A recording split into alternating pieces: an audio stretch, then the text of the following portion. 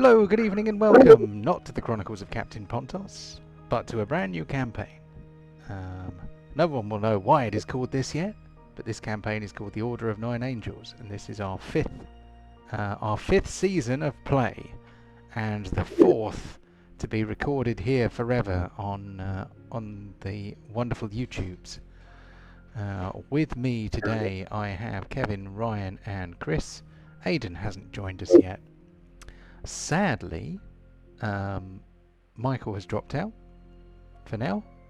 He may return. Also,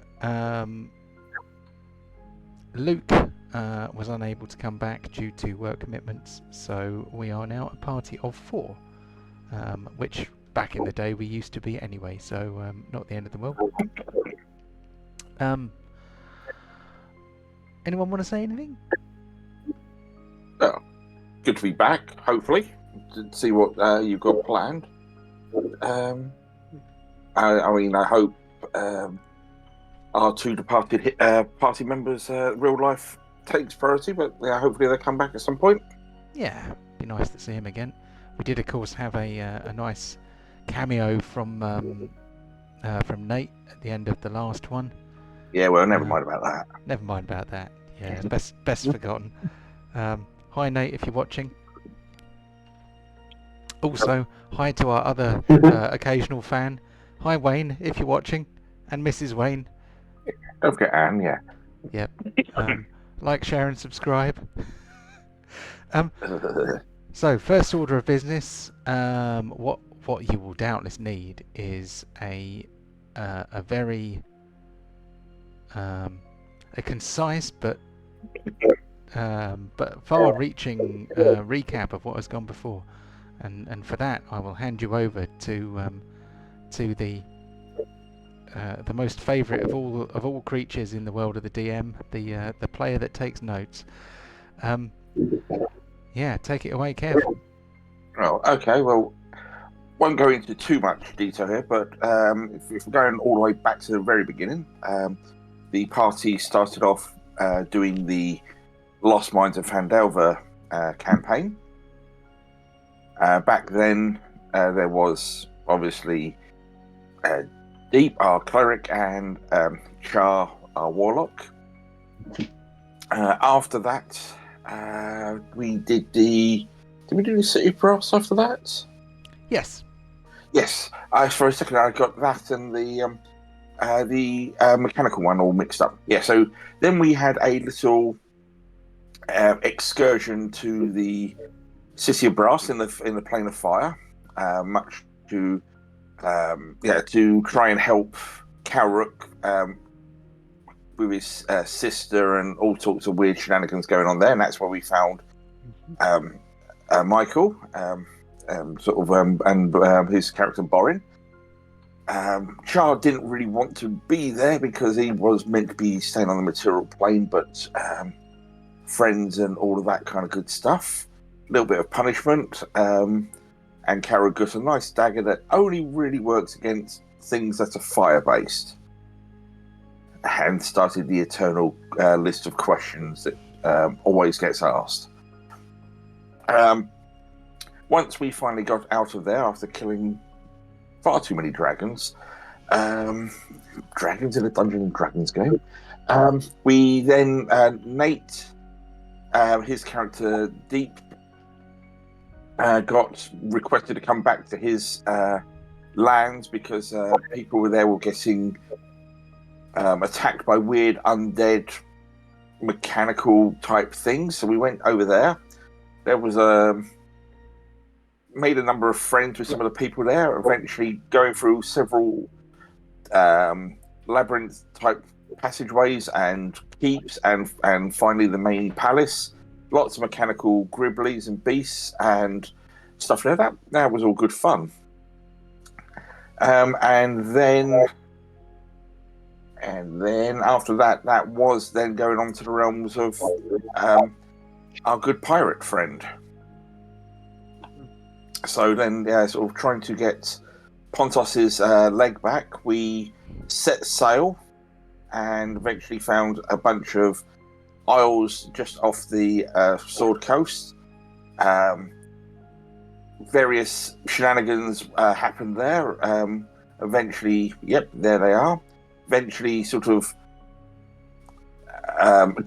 during this time, we went to the Shadow Plane via that lovely black tower that's showing there, and met a load of the Nepalese people, or the remains of which.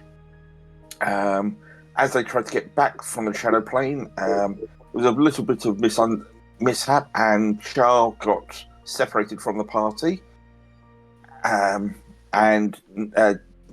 Deep got eaten by a giant sea beast. In the meantime, we then met Yorl, a elf mage, and also some new members of our party, a nice artificer and a nice bard.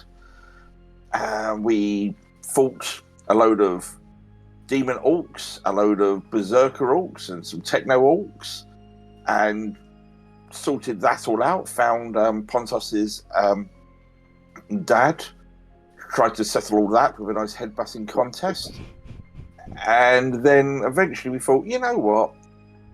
Let's try and sort this whole thing out, because there was a big vortex in the middle of these 3 islands. We went back to the Shadow Plane, went fishing, got this weird ancient mechanical artifact. Was it Mythalar or something it was called, I believe? Yes, indeed. A Mythalar is one of the power sources of a Netherese enclave. I was just doubting myself with the pronunciation of that. So we fished that out. I was quite intrigued by that, but eventually we decided to destroy it, which caused the whirlpool in the material plane of these 3 planes to dissipate, much to the annoyance of the big sea gribbly that was hiding under there, as it was strengthening its power. And so we had a tiny little skirmish with it, where we lost our boat, if memory serves me correct. But Calric eventually managed to kill this thing with his dagger of brokenness.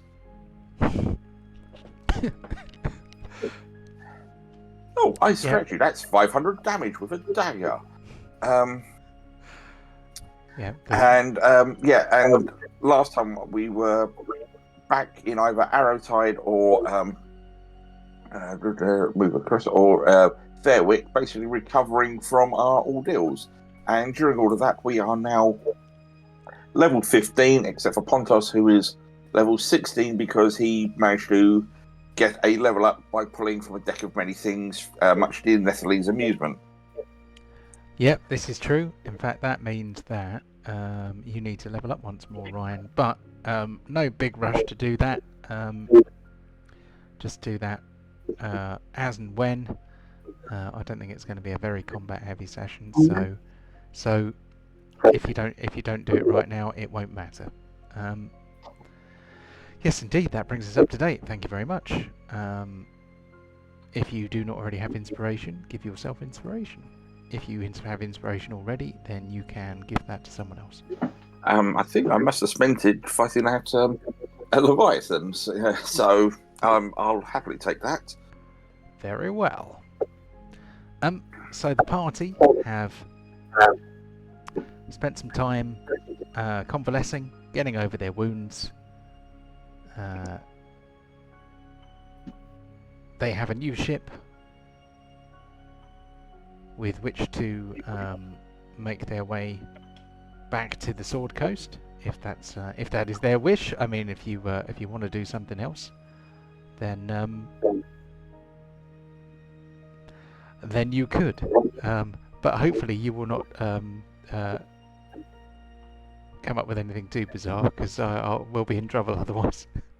But yes, is there anything you guys would like heard to do? Spelljammer? yeah, let's make the boat fly into space. Suddenly DM has to completely improvise a campaign. Is there anything anyone would like to do while you are here? Anyone you want to speak to? Any any unfinished business? I think once I was just going to say, just during all the recovery phase, Yorl's going to be sort of busy, kind of making notes in her books, trying to just come up with. You can see just her mind's been inspired with like some of the stuff she's seen with the Nettles that she'd read all about for so long, and this Leviathan that she's just trying to recall and note a lot of this down. Cool. So she has she has begun amassing various lore on the magical what's it she has seen. She has agreed to accompany the party wherever they go next, hasn't she? So. Well, I was considering that I was really here as part of the defence against any Nestle's return from this point. That no longer seems to be an issue. So, to see what else there is in the in this realm would be fascinating. I mean, where exactly have you guys all come from? I mean, you sort of arrived here. I haven't really had much chance to learn about your pasts.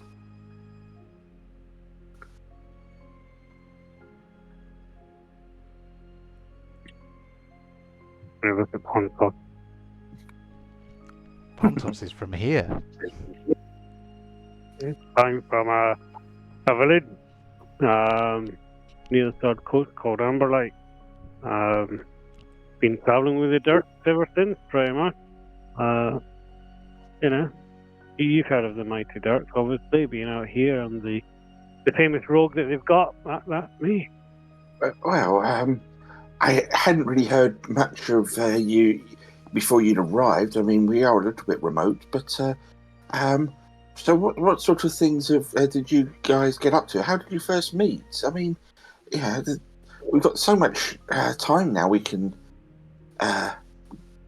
and sort of learn as we go on our adventures. We met in a tavern like all good groups do. Our friend here, Pontos, and I can friendlily lap his back. Get into a pig fight.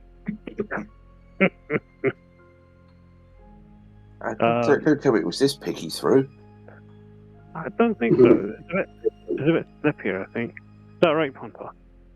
It was another pig, yeah. I don't even know where this pig came from. I think it was the same pig, because The same pig? yeah, because you swung the pig around your head and hurled it, because wrestling the pig was what you did in that particular bar in Neverwinter, because you ended up in there during the festival of Illyria. So basically everyone in the whole of Neverwinter was shit-faced. And he was so mortified by being beaten, having defeated everybody else in the pig wrestling competition, that he left in a huff and got adopted by you, I seem to think. Or am I? No, I think you're right. It's canon now, anyway. Before long, the party end up out to sea.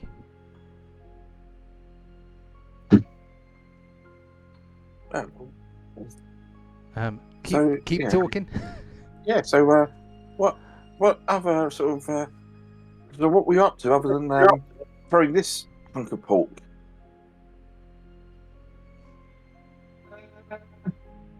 Throwing pigs. That's just my thing. Well, I mean, surely there must be more about you than just throwing pigs. I can kill things, hit things, drink and throw pigs. Dr. Calestus pipes up and says, mes amis, why are you hurling pigs when your pig could be hurling artillery shells? Surely that would be a much better use of your pig's time. Upgrade to my pick-a-pult would be very great.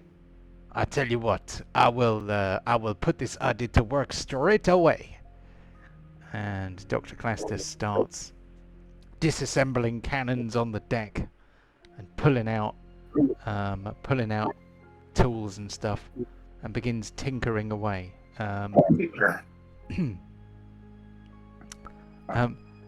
Chew Bacon, to start with, is like, what's this crazy Frenchman doing? And then I think he probably, somewhat impatiently decides to see what this is all about. And Clastus, using his magic artificer powers, bestows upon Chew Bacon a bit of an upgrade. I'm listening. Ooh. Yeah, and upgrade's cool for new character art. So, cha-ching. Yeah, Come with pork if you wish to live. So, as you can see, I have given Monsieur Tubacon this laser sight so that he can point his eye at the thing he wishes to destroy, and then he can trigger this weapon with a twitch of his snout. I hope he doesn't start cold and start sneezing then, eh? Yes, it is a most impressive weapon that I have given him. It has 3 different modes. It can be used as a flamethrower, which basically gives you a version of Burning Hands, if you like, 15-foot cone, dexterity saving throw against a DC, which has yet to be determined because I haven't scripted it yet. But it is basically Eldritch Cannon, the Artificer power, but he can pick which one of the 3. And it's not a bonus action, it will be an action, but it is basically Eldritch Cannon that's on all the time. So it doesn't have to be daily summoned by an artificer. It's a permanent, permanently built device on Chew Bacon's back. He can also do Force Ballista or Ballista, which is a ranged attack with a range of 120 feet, pushing back targets by 5 feet on success. And he can also do Protector, which means that he can shoot you with helpful bullets that give you temporary hit points. So just for fun. So yes, you can now use Chew Bacon for long range fire support if you want. Perfect. Yeah. So when someone mentioned it earlier, I thought, oh no, I've got to do this now. This is far too much fun to not do. Yeah. So if Pontos is on Chew Bacon's back, Pontos can directly command him to use his Eldritch Cannon on Chew Bacon's turn. However, if Chew Bacon is on his own, acting under Pontos's instructions, he will follow the instructions based on my interpretation of what your instructions are, not necessarily yours if you follow, because Chew Bacon is an autonomous creature when he's not being ridden. If you follow. Of course. I do, yeah. So the journey continues as you head back towards Neverwinter. Any more in-character stuff you want to talk about? So, what adventures have you had then? You all seem pretty experienced. Yeah, we've been to the city of Brass, which was very interesting. I think, don't know if you know, but we we had some adventures with an old friend who is not with us at the moment, helping mechanical creatures that had taken over his kingdom. We helped him out there, and Well, there was that dwarf that got sort of come out of that creature's stomach a while back. that was him. And Oh, there was also that. he should probably actually be on the boat. maybe he's having a rest below deck. There was also that fiery one when I was trying to get you to the shadow plane. That was the first time I'd ever cast that spell, so I apologised about the slight detour. I thought, well, yeah, and yeah, Char. What can I say about Char? Good intentions, didn't really hit much, to be honest. Don't know what happened there. He kept pushing spells out, but just kept missing. I didn't know whose team he was on. We didn't know if he was a Crimson Dirk or if he was working with the enemies as a spy, maybe. We don't know. An interesting one with Char. Perhaps if we come across him again, I could give him one of these laser eye attachments, and then he would hit some things. Maybe you should have got one yourself for your rifle, Crestus. Yes, you make a fair point. I may give this a try. Even Crestus made Char look accurate. Jesus. Actually saying something. But I think we've been on many, many adventures. We have. So yeah, we're out for fame and fortune, mostly fortune. Let's see how we go. Well, I mean, the City of Brass. I have heard of this. I've started coming up with some ideas now. I can sort of broaden my research. There's things I've thought about in the past, but they've never really had chance while I was back at Fairwick. I've heard that the City of Brass is famous for its artisans and craftsmanship. Oh, 100%. It's a fabulous place. It's definitely worth visiting at some point. If you ever do go, just mention my name. You might get a discount. Yeah. Fascinating. I mean, though trying to get there is but I potentially could do it, but it's still a little bit up in the air, so to speak. Do you know anywhere in the Sword Coast where potentially arcane components or materials could be made or purchased? There's always big cities that we can go and visit, depending on what you're after. This all sounds quite exciting. Did you bring lots of money with you? I've got a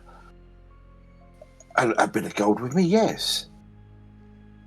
Fantastic. Then we should be fine then. I mean, do you have any properties or anything back in the mainland? I mean, or do you just go from tavern to tavern? You know what? We actually own a manor house back in Fandelver. We also have Tales in a Mine, which we need to go and visit and actually see what that shield looks at the moment. It's a mine with magical properties, I would say. Magical properties? In what way? They're mining magical stones and gold and whatnot out of it. The dwarfs there actually create magical weapons and armour and the like for us. We've not received any yet because it's been away. Yeah, it's worth a visit, I think. I think it's on the Selfie podcast. I've got 50 years in it. Everyone else has died or gone missing, but you're welcome to come along. So you two are like nobles with a manor. Don't think the manor was in the best of shape when we left it. I think we just sort of took over. I think there were some brigands that had taken it over and we liberated it and made it our own. Yeah, but I am a knight commander. Very good then. These dwarves you're on about in this mine, you're saying they make magic weapons and stuff. You said. Yeah, that's correct. Ah, right. Do you think they could do some potential custom things for me then? This yeah, sort of a dwarf craftsmanship. I've heard good things about their abilities. Yeah, we can definitely go and visit them and see how they are. And I'm sure they can make something for you. Know that. Fantastic. I mean, while obviously the elven race can manipulate the weave better than nearly anyone in the realms, the dwarves' ability to craft and make with their hands is still legendary. Second to none, I would say. I think it's quite robust, and even though they're small people and quite gruff, they do make some intricate items beyond comparison, really. Fantastic. I look forward to seeing this mine, and this sounds fantastic. This could almost be sort of good fortune, really, with some of the things I've been coming up with over the years. Well, let's go and visit our mine then, see what's happening on Delva. As a good landowner, I suppose you should make sure it's all going well. Yeah. Yay! We got Ryan back, and also Aiden's now with us. I think I haven't heard him say anything yet, though. Yeah, he's back, and he tried to talk while he was driving in the car to yell at John about that horrific French accent. Oh, I thought it was uncanny. It sounded exactly the same. Yeah. All right. Sorry, that was I see. that was the accent I did for the Infernal Great Axe, which had a personality. Good old Frenchie. Yeah, Frenchy leg breaker, the Infernal Great Axe. All right. Well, I shame mean, I've wasted that voice on a throwaway character. Damn. we I created a short list of accents for that weapon and rolled a dice and yeah, we got the French accent, which is probably better than some of the alternatives. I don't think I could have made a German accent anywhere near as funny. But it would have been efficient. Yep, this is true. Okay.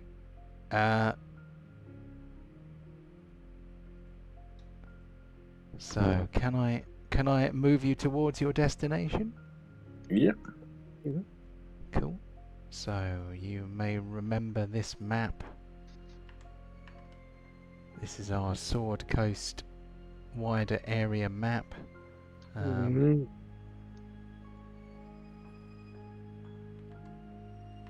So I have not left all of the locations on it because some of them are a bit random and probably no longer relevant to the game. But you find yourselves approaching Neverwinter, sometimes called the City of Skilled Hands.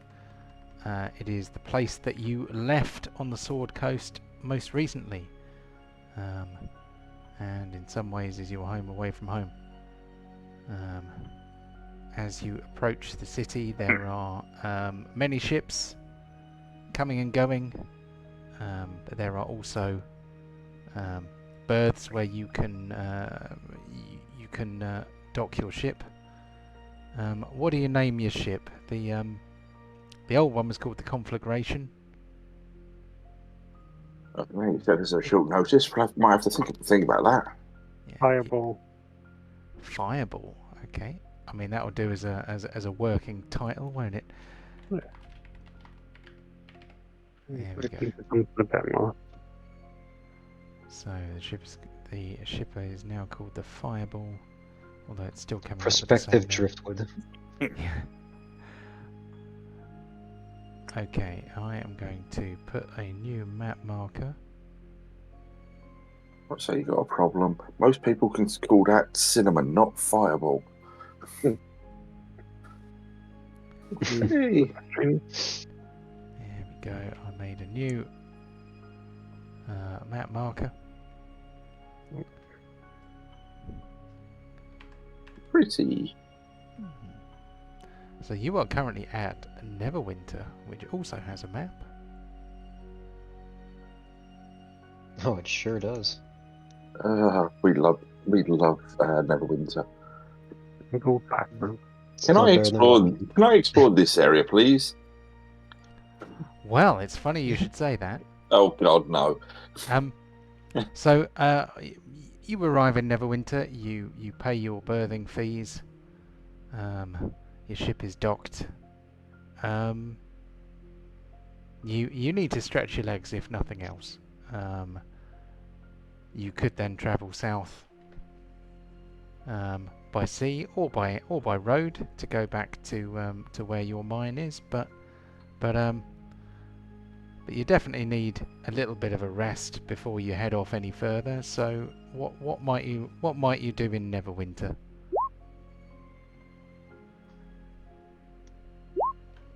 Well, okay. Chris will be back in a minute.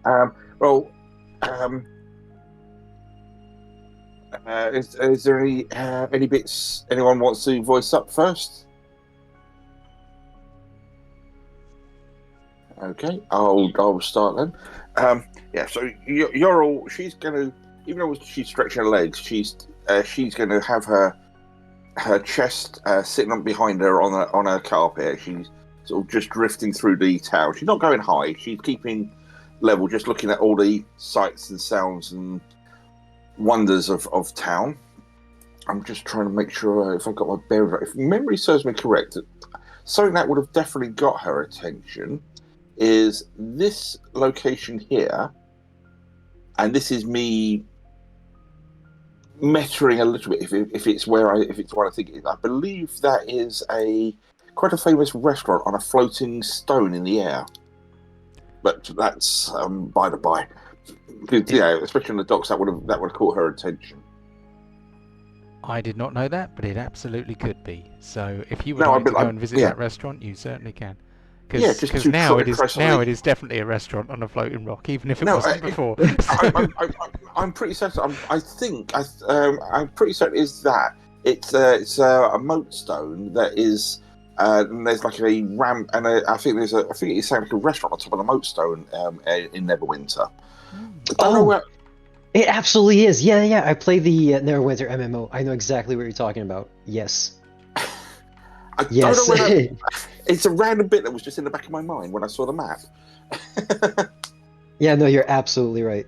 Cool. So yeah, she's going to sort of go up there and sample some of the food and water after sort of traveling for however long on the ship and everything, just to get a nice sort of nice wine and try some of the delicacies of the human town. Cool. Well, any kind of cuisine you can possibly imagine is available in Neverwinter. Neverwinter is the jewel of the north. Warm water in the river keeps the place kind of temperate all year round. So the place is constantly full of lush green foliage and beautiful gardens. And yeah, the cuisine is fantastic. Yorrel will probably only have tasted kind of high elf cuisine, which is very different to kind of human and dwarven fare that she might have tried in Arrowtide. Yeah. If her tastes stretch to the exotic, but basically you can get any kind of food you can imagine in Neverwinter. They call this a kebab. This is fascinating. This is a doner meat and chips.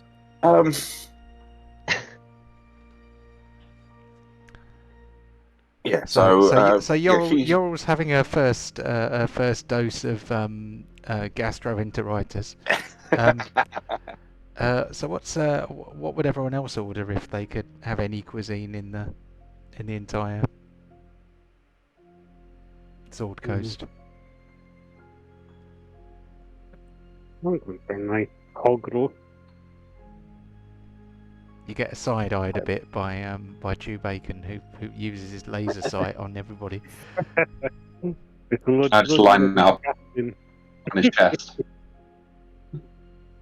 I'm just going to take a bit of crap and start printing it and give him a little wink. One day, my friend, we will not let you go to your way. Do not worry. Yeah. And the flamethrower started. No. Yeah, he does a double blink, which turns on his laser sight, and suddenly the thing that looks halfway between a rocket launcher and a Gatling gun kind of goes. Not just yet. We'll wait to, naturally things happen. I feel you'd like us to finish there. You wouldn't want to be, just left at the side of the road. You want to be, some sort of you to them. Really. I'm trying to feed my cake with two bacon. Best part is he doesn't even have to spool up the Gatling gun. It's purely for effect.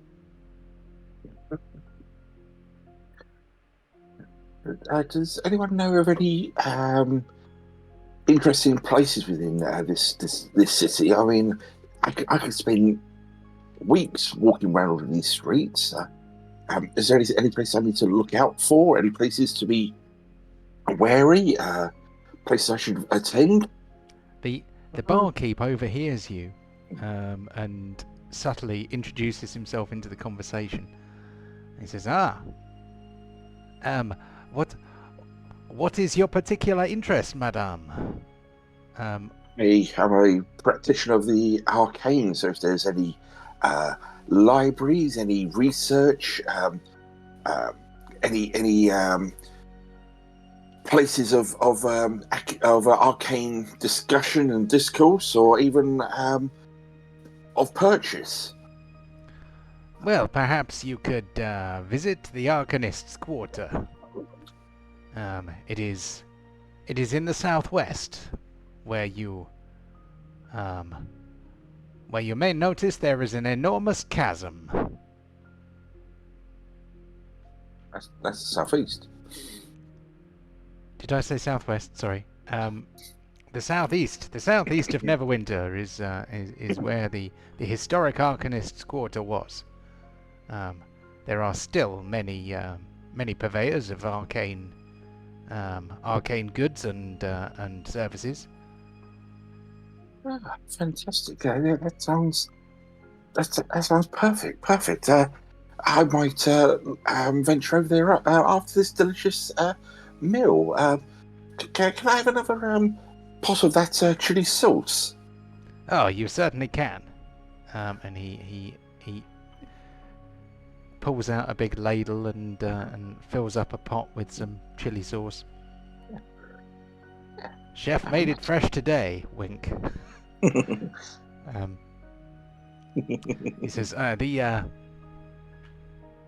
they say that there is a cathedral to the goddess Mystra in the chasm. Oh, now you definitely got my interest.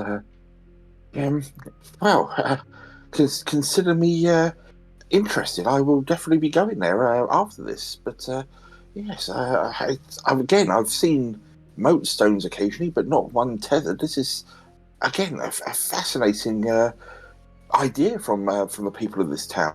But what are you guys going to be doing while I visit this? Who is the goddess Mystra? Is she a good goddess? Is she a bad goddess? I don't like goddesses, really. No. Oh, she is fantastic. She is the goddess of magic and of knowledge. She is the one that first taught the people of Faerun how to use magic. if he wasn't around, there'd be no magic. Is that what you're saying? Well, there'd still be those of a devout nature, because and those who are able to harness the natural powers of the realm. But yeah, the arcane to fully manipulate the weave. That is what Mistra first taught, and I mean, you use similar powers yourself in some of the things that you do. Yeah, but I think my powers, I don't need divine inspiration from. There's no goddess involved. Well, yeah, it's still knowledge. I mean, knowledge is not evil into itself. A blacksmith knowing how to form, bend and twist metal into a blade is blacksmith evil, or is the sword evil? Can be, depending who's using it. Well, exactly, but that's on the person using it, as you said, not the blade or the person that made it. What was the purpose of a sword if it's not to slash and kill? Decoration, defense.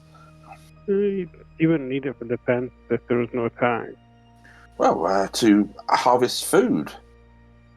You don't need a sword to harvest food. You can eat from the land. There's lots of mushrooms and berries and interesting things that we can eat. The blade of shears in the fields. A knife to cut an apple. There is many uses. Again, it is, and what Mistra teaches is not evil; it is knowledge. But this is a heavy conversation for such a nice meal. It's rather deep, I imagine. But myself, I think I shall have a little play around town, see what's happening, see if there's any contacts, and see what's happening underneath, what's actually happening, what's hidden from the public, possibly. Ooh, okay. Give us a knowledge-based skill roll. I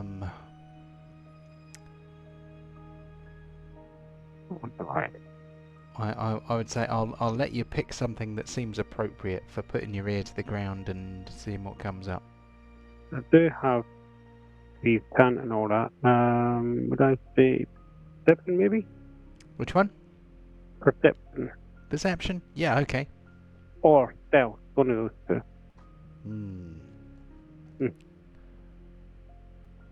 Give it a roll. 14. Okay, I mean, could be a lot worse. Yeah, but I'm going to head down to the pub or the tavern and go looking around and talking to anyone and, trying to investigate a little bit and see what's out there. Okay.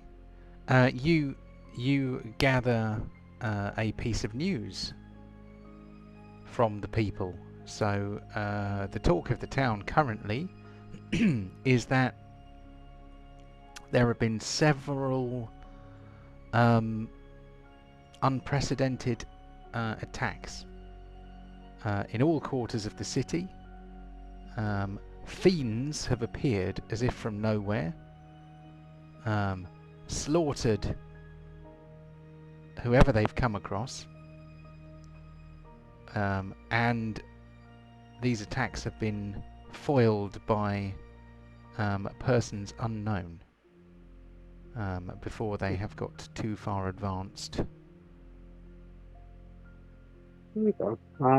I'll let the rest of the party know that there's definitely something happening. There's strange attacks and murders and whatnot happening around town, but at certain key places it's been stopped by something else. I'm not sure what yet. There's definitely was investigation around here, I think. Oh, you receive a piece of advice from the barkeep, who when he hears Yorl say that she is planning to go to the Arcanist Quarter on her own, he pales slightly and says, "Oh no, madame." He's from everywhere. I can't decide what kind of accent he's got. You would be taking your life in your hands if you went to the Arcanist Quarter unaccompanied. It would be sensible to have a couple of strong sword arms by your side if you decide to go to such a place. I can't think of much stronger arms than my butch orc friend here, and his mighty pork stallion. His mighty pork stallion. That's Did I not s- even did I dirty, s- but it sounds like it should be, doesn't it? Did I stutter? Yes. Yes. Let me ride your pork stallion. What? That sounds like an album from Goldie Looking Chain. Mm.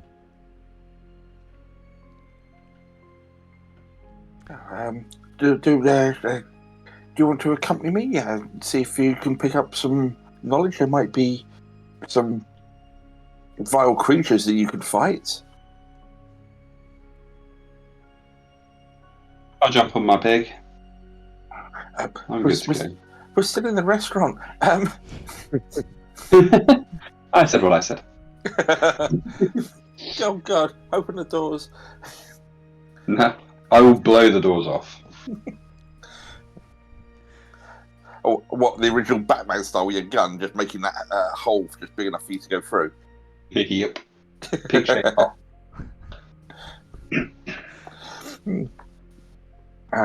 Okay then. I guess we're heading towards the Arcanist district then.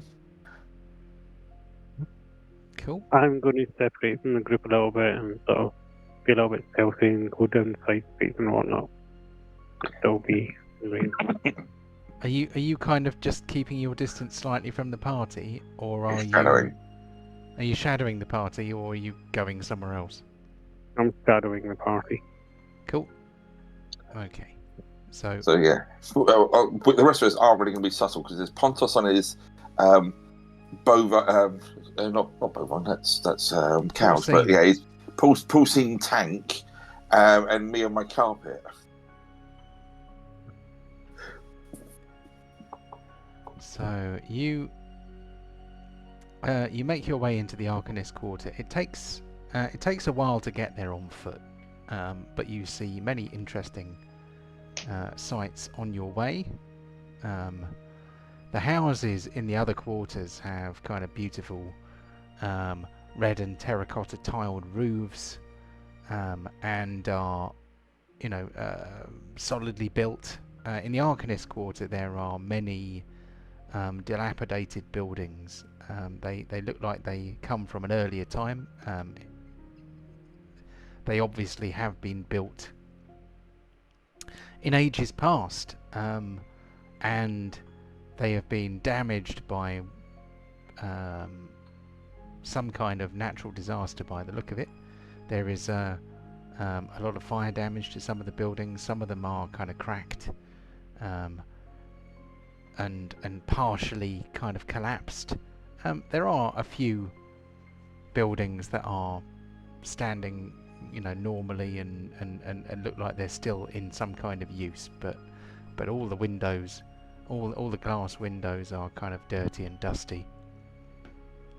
And there are very, very few people in the streets, and the people that are in the streets in this area seem to be kind of thin and sickly looking, and somewhat furtive and sullen in their behaviour.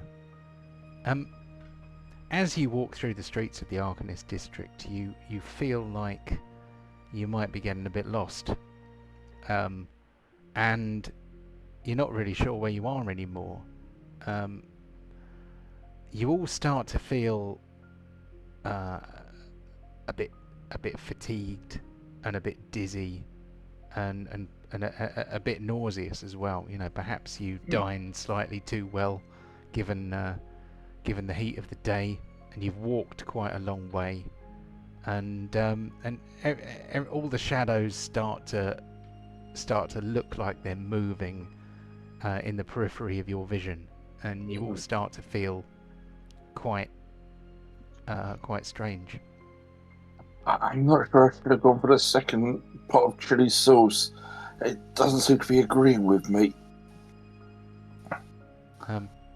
As Yorrel looks like she's about to chunder heartily into a corroded corroded rubbish bin, you notice what looks like some kind of temple that appears to be in slightly better shape than a lot of the other buildings.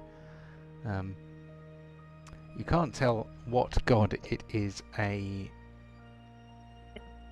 temple to. It clearly isn't the cathedral that the barkeep told you about, because allegedly that's in the bottom of the chasm. But this does seem to draw you for some reason, this temple.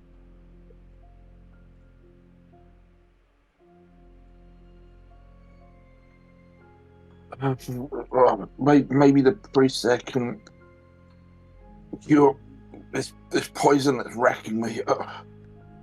I don't feel good. How do I?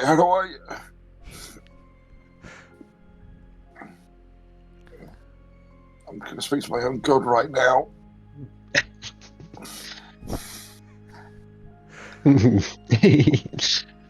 Well, the thing is, it's so believable though, isn't it? You know, kind of trying foreign cuisine and enjoying it a little bit too much.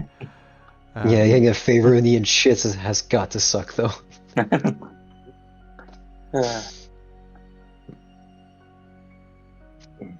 for some reason, the map is completely dark, so maybe No. I forgot to set the lighting.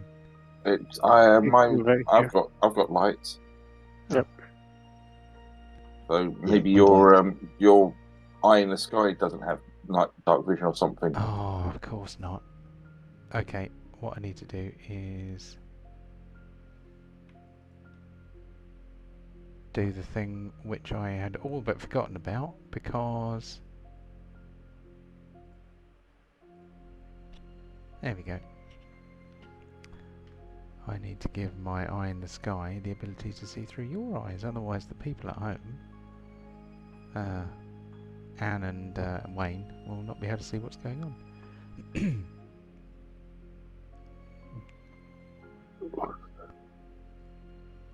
There we go.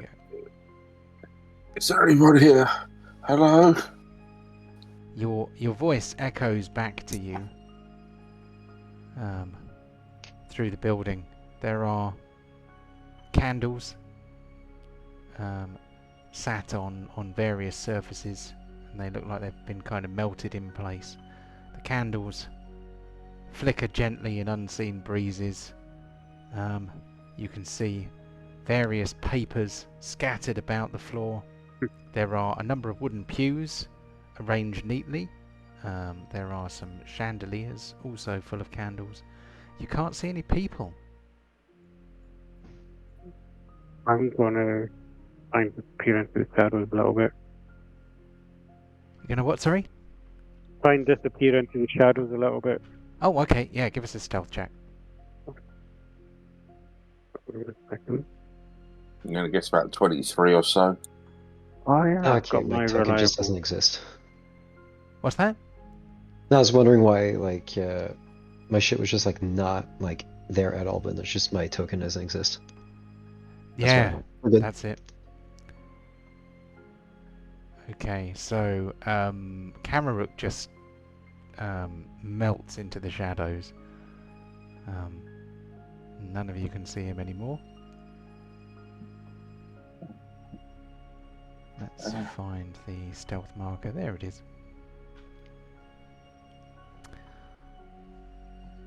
Yes, there is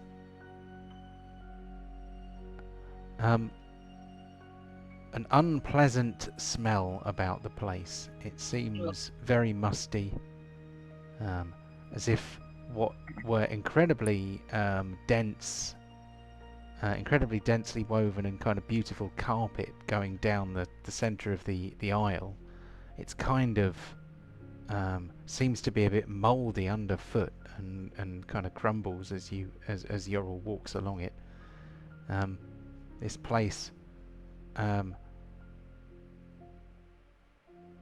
could have been, full to the rafters 10 minutes ago, or could have been empty, for 100 years. Yeah. You're just going to just sort of wave her hand in front of her and just use a bit of prestidigitation just to make it sort of a nice sort of just slightly pine scent air around her, just to sort of takes some of that mustiness away from her. It is a great relief as a pine fresh scent washes over her, getting rid of the stink of mouldy carpet and rotten paper, and these seem to be tallow candles rather than normal candles, so they have kind of an aroma to them, which is less than savoury. You notice at the far end of the church, the temple, I should say, that there is a scene depicted in stained glass, but it's also kind of a mural as well. It seems to be very detailed and a real focal point, a real kind of focus of this temple. You can't see it very well from where you are. Go and speak up. Not keep in line with everyone else. You're coming across as very muffled, Chris. Is there anything weird happening with your microphone? Oh. Put noise suppression on. Let me put it on. Yeah, we discovered that the noise suppression software seems to be a little bit racist. In as far as the Scottish accent, it seemed to almost class it as noise. Is that any better? Maybe a little bit. You might have to up the gain or something. Yeah, let me help me.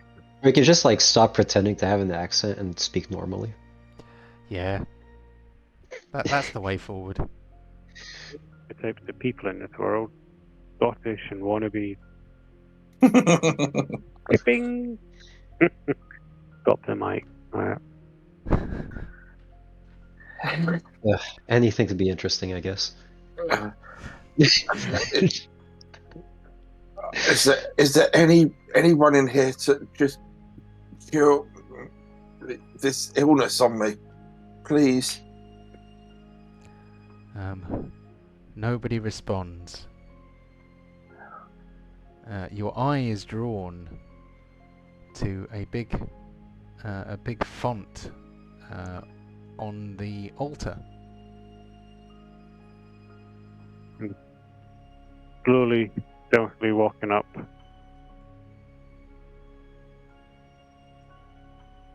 Anyone else coming up? Yeah, I'll just let you move first before I went any further. We thought to Bacon, anyone?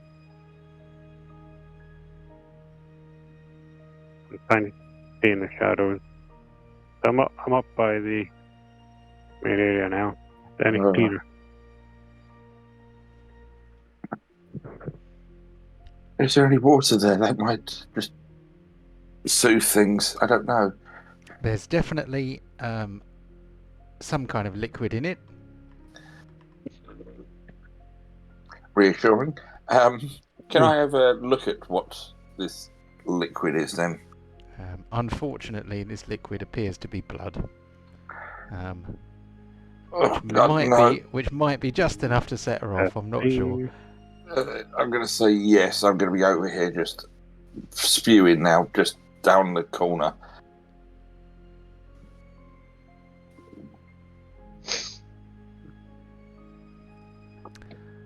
So, what are Pontos and Bacon doing? bowl and throw it at her and see what happens. Okay. Can you give us a quick dexterity roll to see how accurate your throw of a bowl full of blood is? And pop yourself by the altar as well.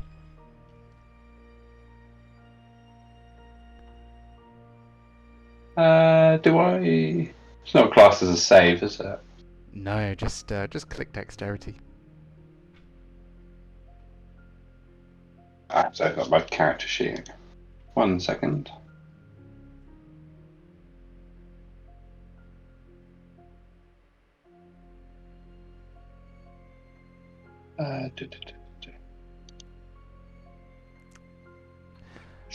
Okay, so that was a 3. I mean, you pick up the bowl and launch it across the room, but it doesn't go anywhere near Yorrel. There's, a few blood spots end up splattered near her feet, but you don't manage to hit her with the bowl. Perhaps you were distracted by the sight of this immense mural.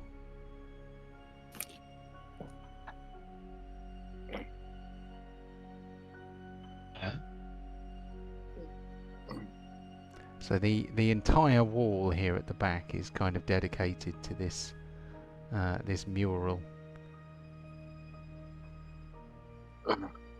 Oh, that feels a little bit better. Thank you for getting rid of that bowl for me, Pontos. Completely meant to do that.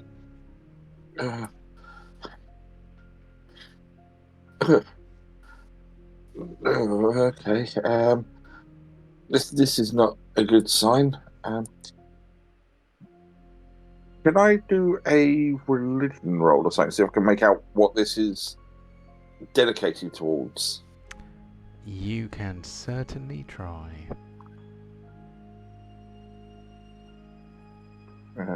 Public. Oh. 15.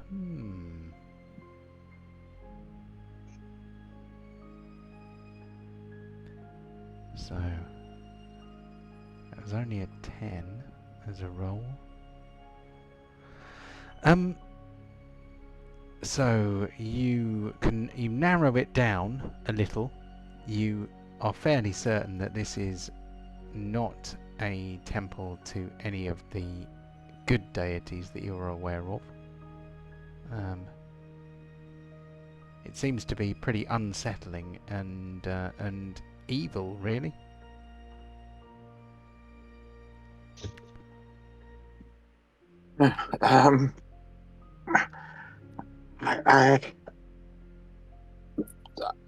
This is not good. I think whoever may have done this could be behind possibly some of the summoning these fiends. I can imagine some kind of ritual summoning would look like this. I don't know who to though. I've never really studied the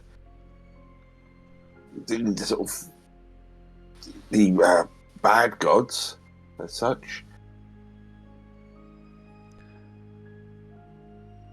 So I am going to blow up this picture here. So Oh, Jesus. That's cool.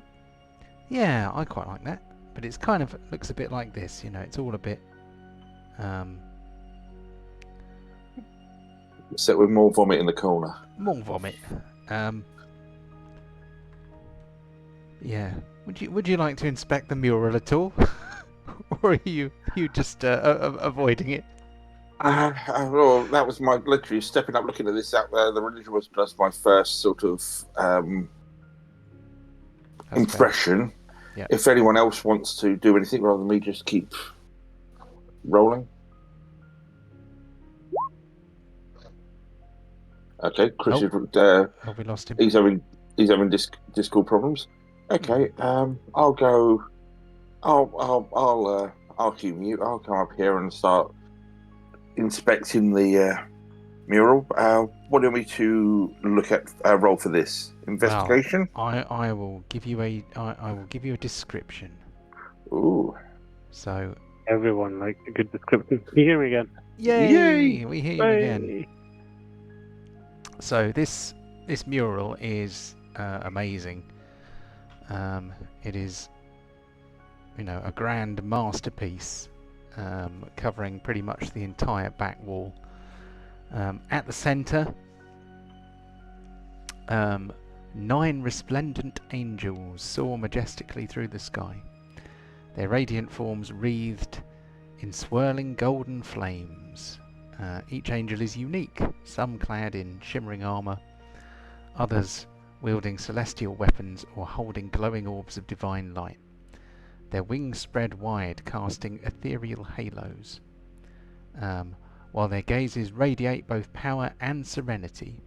Beneath them, rays of divine light pour down, bathing the scene below in a heavenly glow.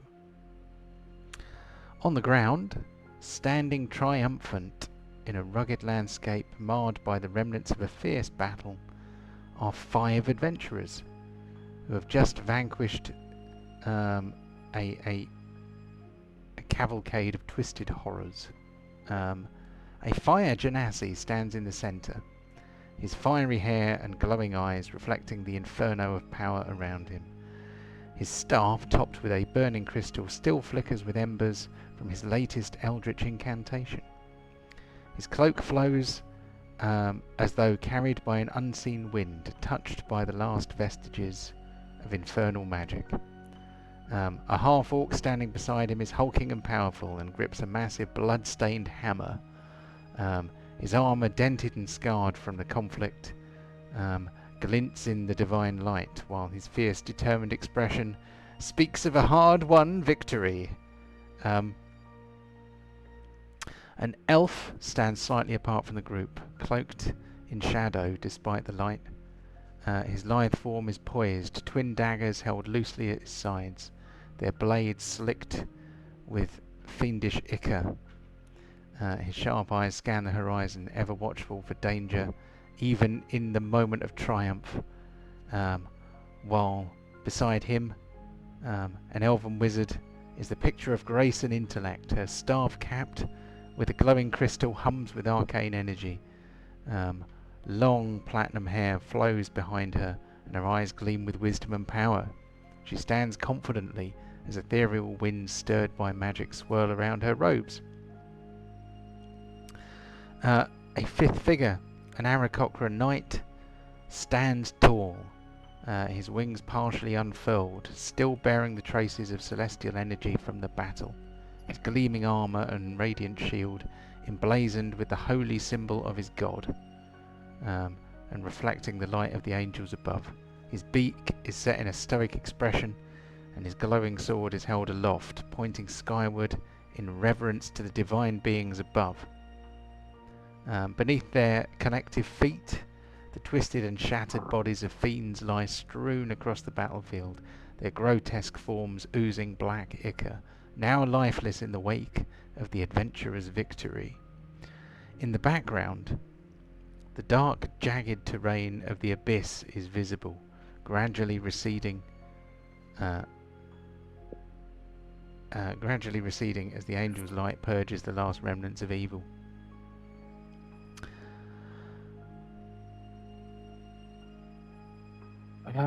Sorry, there's a bit more, but yes, I'll let you go for it for a sec. Guys, this is a little bit odd here. There seems to be a painting of us. That is a bit weird. And But- some other people. That elf, that rogue elf looks amazing though, let's be honest. I'm surprised with how careful you are that anyone really knew who you were to do your likeness so well. That is very true. But regardless, this is Only the This is- worst rogues have the best wanted posters. this is true. That's good. Um, is this a portent? Is this a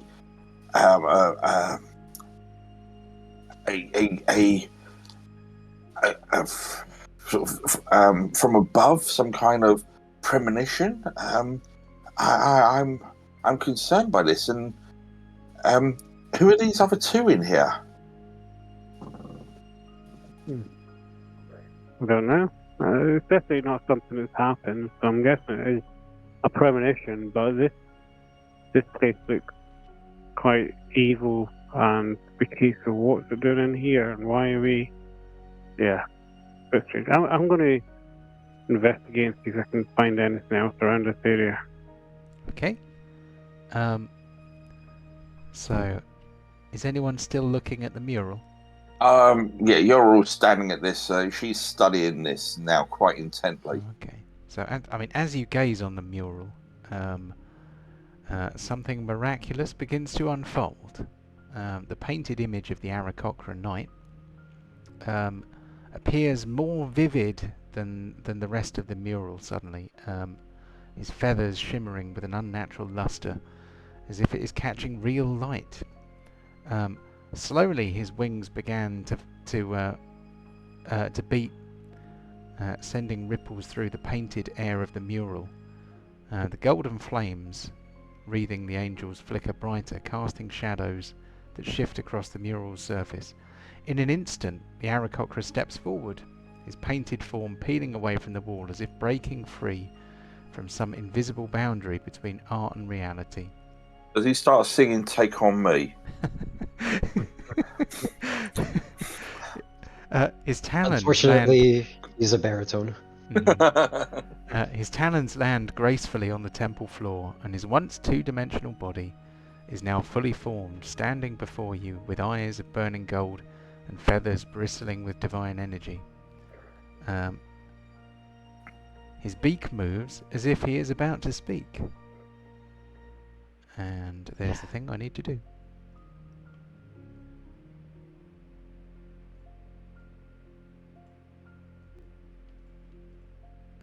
And there's another thing I need to do.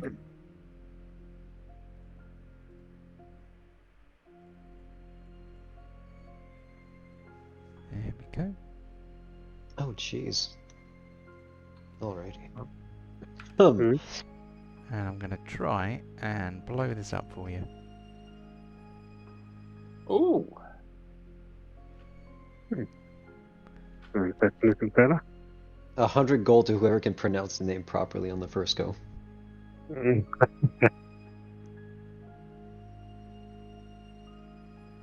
I've got enough gold. It's fine. Oh, hello. That's how I'd have pronounced it too. Quellark? Yeah, Quellark, which basically looks like that, or is it duck?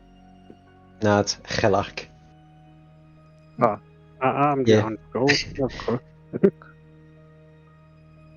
So, yep. So, was there anything else you wanted to add, or? No, you are in the room. All right, fantastic. As Gelark makes his way out of the mural, his eyes dart immediately to the corner of the room that has been defiled with vomit, and scans the faces in front of him for who might be responsible.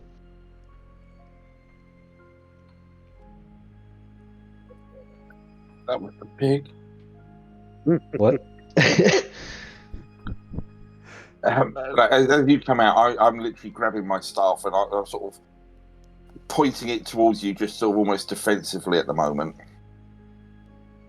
Gelark still doesn't speak, just continues analyzing the room and sees that someone has tattered the carpet by walking too roughly on it. His face sours as he keeps moving his head and sees that someone has thrown blood all across the fucking place. The walking too rough we can't be blamed for, but everything else So far, yes. Although he might not be too offended by this temple being defiled, since it is an evil temple. Big pentagram in front of him. No, that's fine. Blood on the floor? Vomit? Who are you? My name is Helach. I am a knight of Sun, and hang on, where have you come from? I don't remember. What? Wait. Turns around and looks at the mural. There is like an empty space where Helark used to be, as if he has done what he actually has done, which is literally step out of the mural. Okay, and the mural means what to me? Sorry, we kind of glazed over a bit.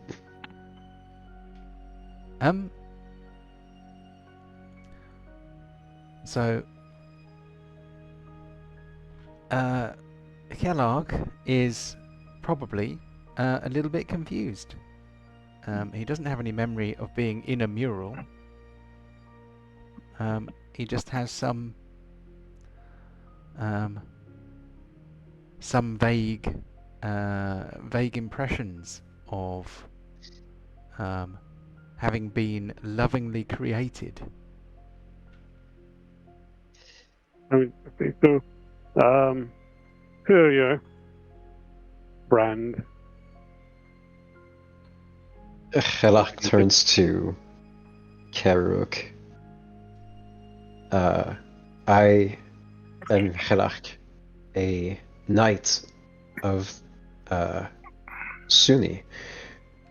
I have a duty to perform, I think, but I'm at a loss at the moment. This wall. I felt compelled to withdraw from it, but now I'm just left in the dark as a child newly born. I'm sorry, I cannot give you more answers. Who is this god Dinar? Sunni? Yeah. Who is he? Or they? Why, she's the Lady of Beauty. She is the goddess of all that is beautiful, of course. The Lady Fairhair, as she might be known. The goddess of love, the beautiful one. I didn't think she was so obscure now. Before I answer that one, let me just see. Oh, stupid option. Normal. Hey guys, I'm sorry to say, do you mind if I disappear? I need to go get my boy to bed. Yeah, Okay, no worries, mate. Right, I'll see you in a bit. Have a good one. Take it easy. See you later. Hey. Well, yes, I have heard some of those titles. She is not forgotten in Fairwick. I don't follow her much myself. I follow or am guided by other deities, but I'm more confused with who put you there and why now do you felt the urge to join, to come out. I would be here to search the same answers as you, then I assume. I am as lost as you are, unfortunately. I was compelled, as anyone is compelled to do what they believe must be done, to walk out of the mural, and now here I am. Can you explain the other images on this wall then, please? Do I need to roll to, like, associate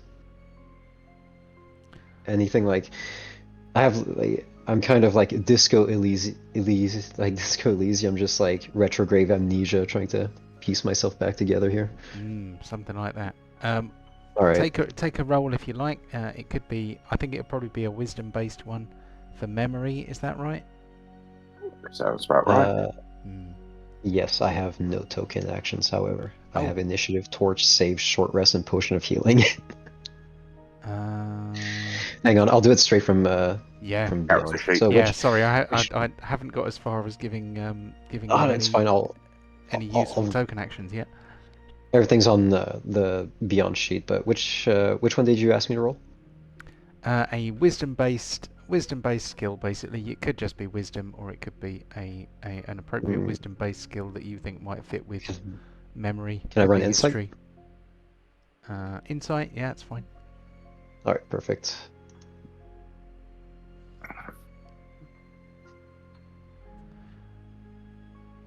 No, I'm very much Han straight out of Carbonite right now. Yeah, Kellark tries really hard to remember the other things that were in the mural with him, but he can't. The rest of the mural is as much is as new to him as it is to you. Yeah, sort of just using with a flick of the hand, just creating a mage hand, sort of just leading out and just sort of pointing to the figures or the images of us on going. You were standing in amongst these, and they have a striking resemblance. This is what we were studying when you stepped out. But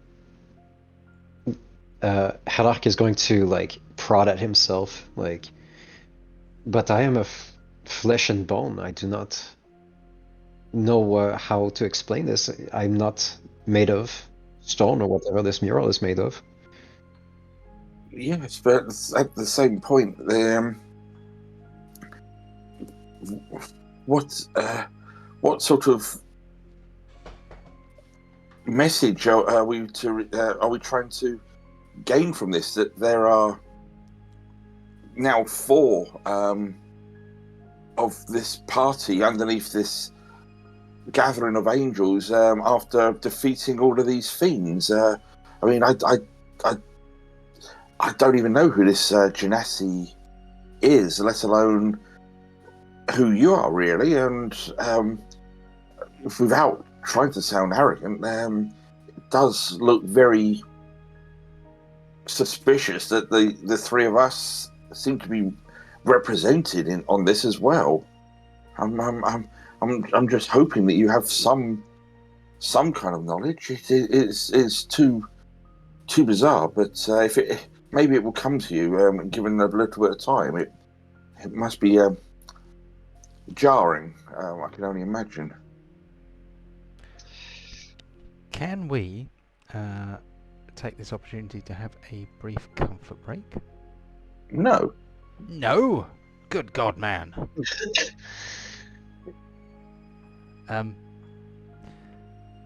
Please? All right then.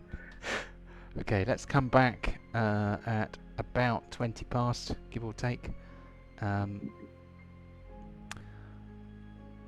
have just realised I haven't redone the break screen, so it's going to be the wrong break screen. But I will leave it running. We were travelling by boat at the start. That's true.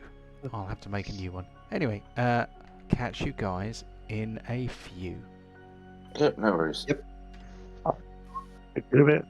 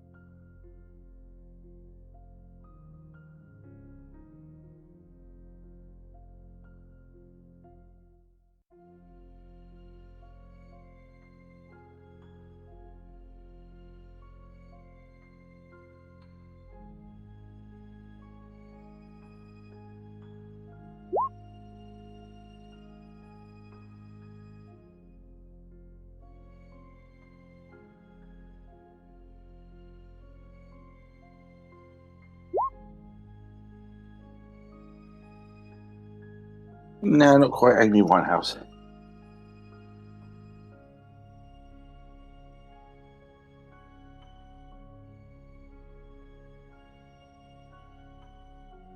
Unfortunate. Well, don't have a voice. Don't have her issues, but You mean still being dead? alive. Pardon?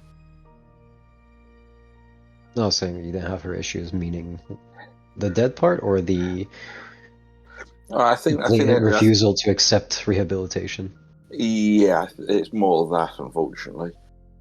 But you're up for your new character. Looks rather nice. That's Oh, quite thank a you, cool thank you. image. Hmm. I really like Aarakocras. It's just that mine have a famously low survival rate. Don't say that. It's Aarakocra, one of those weird races of, well, if you really want to game it with the ability to fly and all that kind of stuff, it can really. It has innate flying, yes, at level 1, which is kind of a game buster for a few things. Yeah, But I mean, being that we're level 15, I think it we'll be should, fine. yeah, there will probably be things that can also fly or reach out to you. I mean, there's some of the really stupid ones of like, if you're either an Aarakocra or an Owlin, you go, oh, okay, I'm a warrior, not a warrior, a warlock with extended Eldritch Blast up to 300 feet, and I'm just going to snipe you from that far away in the darkness, and you'll never see it coming, but I can see you. Pew, pew, pew. I don't think Aarakocra have dark vision though. Well, with warlocks, you can get dark vision easy enough with the invocations.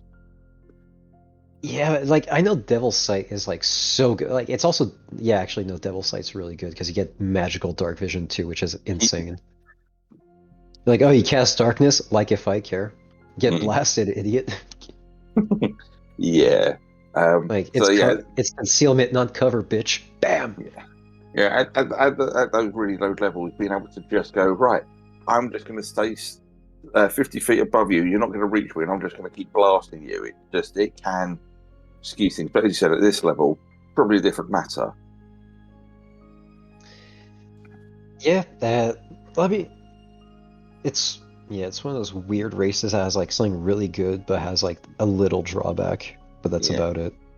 I was surprised in the reading the 2024 how out of all of the new species they've got in there, how many of them still have dark vision. They've even increased it because even now Dragonborn have dark vision. I mean, feels like that makes sense given they have a magical ancestry.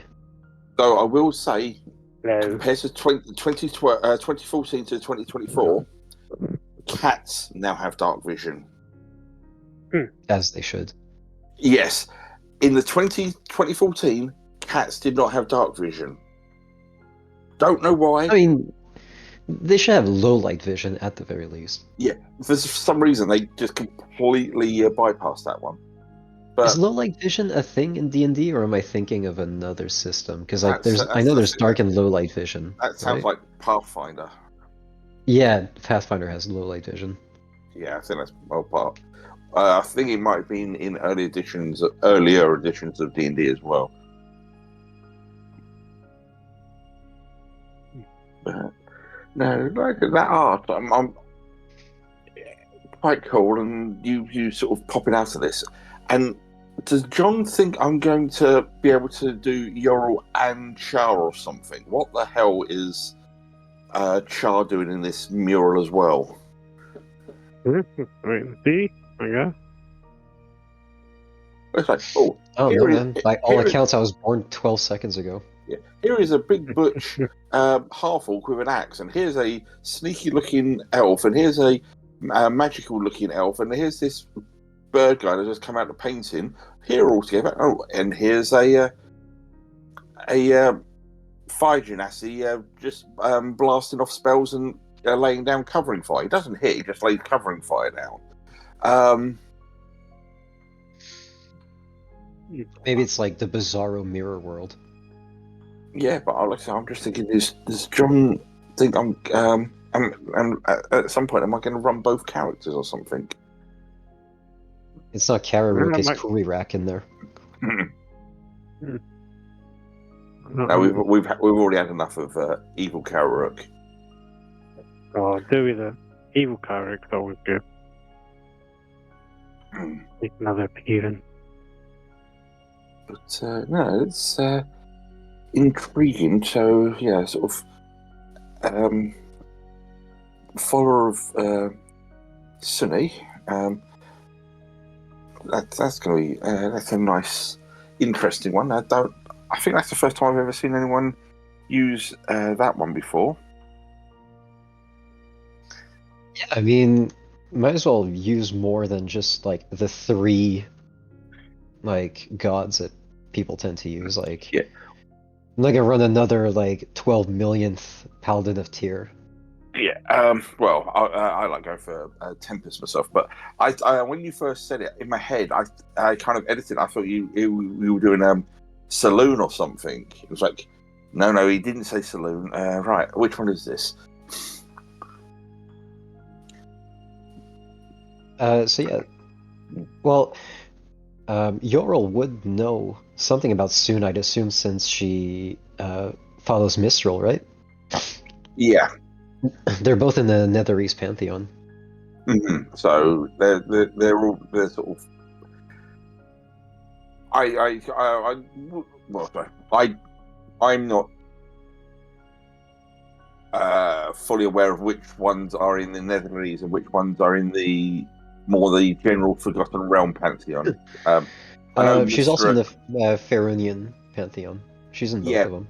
Yeah, but it's sort of if someone because like Mistra got replaced, I believe. So I think Mistra, or she was the replacement. Yeah, hang on, no. Mistral and Mistra are 2 different gods, aren't they?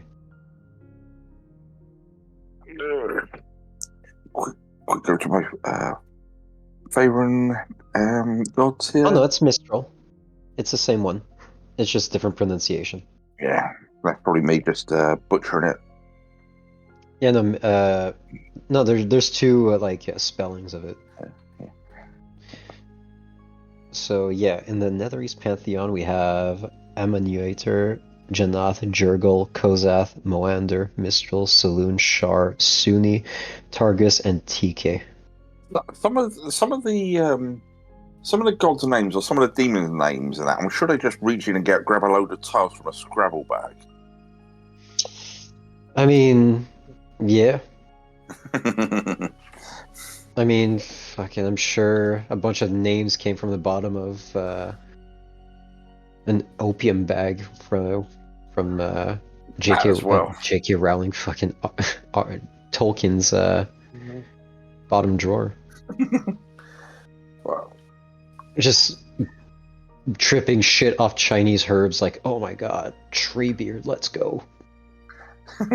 Well, it was more Tom Bombadil. It was like, yeah, I'm just going to be singing a happy little tune and scare all these demons and stuff away. Boffers, Bofers, Brandy Bucks, let's go. Well, okay, you've been listening to Epic Rack Battle of History to list that out like that. Yes. I love it. It's such a good one too. It's such a good one. Yeah. Oh, yeah. The fact you listed them all like that's like, yeah, that's the Epic Rack Battle of History. Yes, that's where I got those ones from, but still. Yes, I know. Okay, it was just the fact I recognised it as well. No. No, I'm like I can like name which ERB is playing based off like the first 12 seconds of this. Just, not even like lyrics, just like the beats. Yeah, there's a bunch of them. I think that they did really, really well. I really like them.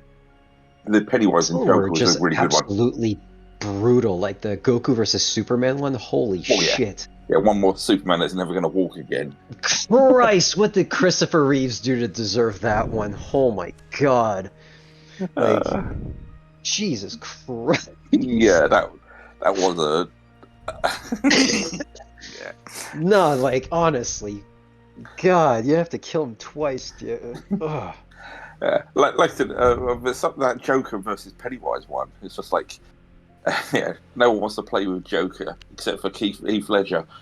It's like, wow.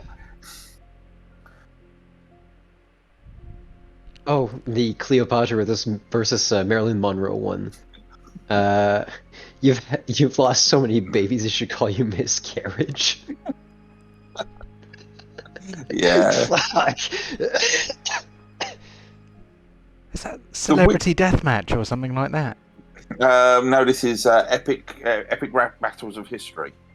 Oh. Some of them were unnecessarily violent, especially for something that kids would be watching. Holy shit! Yeah, I mean, some of them it was just like it was more some of the celebrities they got to go on there because I mean they have Weird Al Yankovic on there, and also I mean, of course you would. And they also had Snoop Dogg. Yep. Rhett and Link showed up. Yeah, all sorts of really weird William ones. Johnson.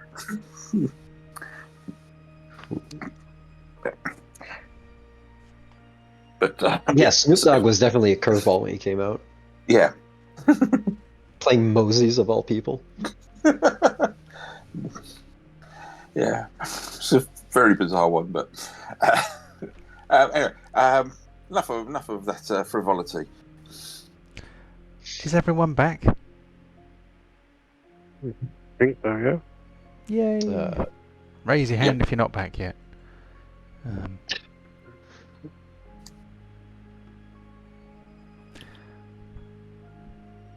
So you are still in the ruined temple to an evil god.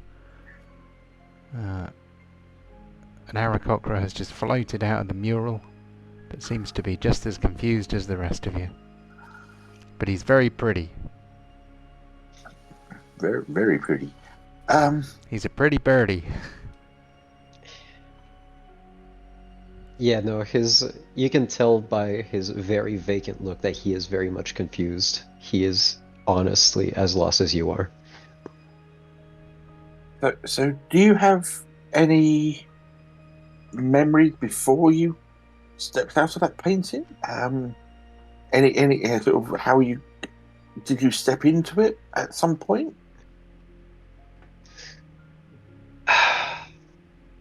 No, I do not. What I know for sure about me, is that I have followed Suna for a period of time that will come back to me, I'm sure. I recall being a very capable warrior, and he knocks at the 2 great swords sheathed behind his back. I am not a fan of things that breed destruction or things that would exist to erase things beautiful, natural or otherwise. And I also know that I hate being indoors for prolonged periods of time, and this building is, while spacious, still an enclosed area for me. Right. Okay. And then just gesturing towards the lovely symbol on the floor in front of you. Do you know anything about this? Is this anything to do with you at all? Well, other than it is beautifully drawn and very well arranged, no.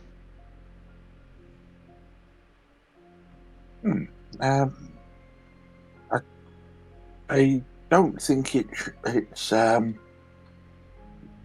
Do you think it should remain, or should we try to remove it or disrupt it?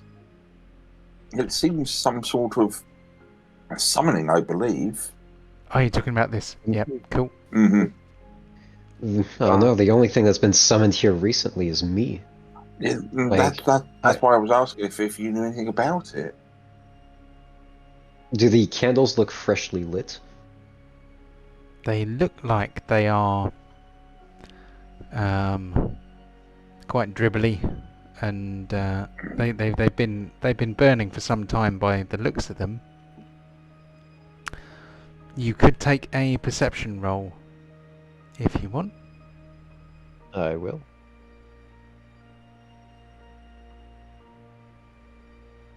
Oh, it's not my intelligence that's at 9, it's my wisdom. Huh. There you go. 16. Okay.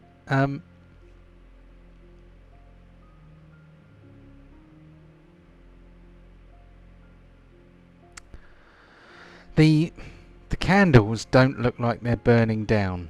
They look like they're exactly the same as they were when you first stepped out of the mural. Hmm. You know, they look like they are burning like normal candles, but on closer inspection, you know, there's no new dribbles of wax running down them. They're not changing. Can we get out of this place? It's not Yeah, filling me with hope yeah. and maybe set fire on the way out. As we leave, you know, so when we sort of start, we'll go down the aisle. I'm just going to sort of use my mage hand again, just to sort of wipe the floor, see if I can just break a part of the circle, just see if I, as I'm leaving, so sort of, just as I'm going, really. So you're gonna head towards the door and then use your mage hand to smear the circle as you're leaving. Is that the idea? Yeah. Okay. Yeah. So so everyone should hopefully be a little bit clear, and just see if I can because that's just not right, and just sort of try and break it. Cool. Right. I'll move Pontos and Chew Bacon to the front door. Easy, Do go. I... They went Oh, dashed really fast across the map, didn't they? That was a bit. No. That was a bit keen.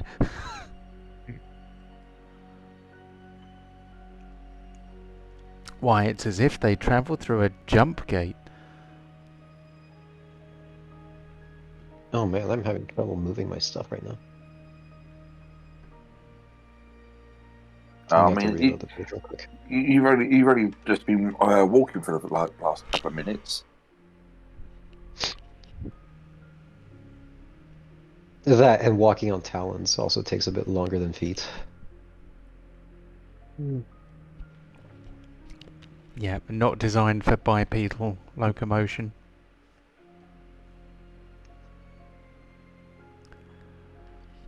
Also heavily weighed down by the full plate.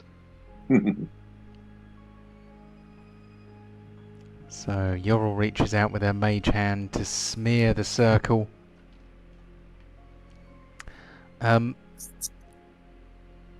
As the circle is broken, some kind of magical effect is dispelled. All the candles go out, and you find yourself standing next to the almost completely hollow shell of a temple.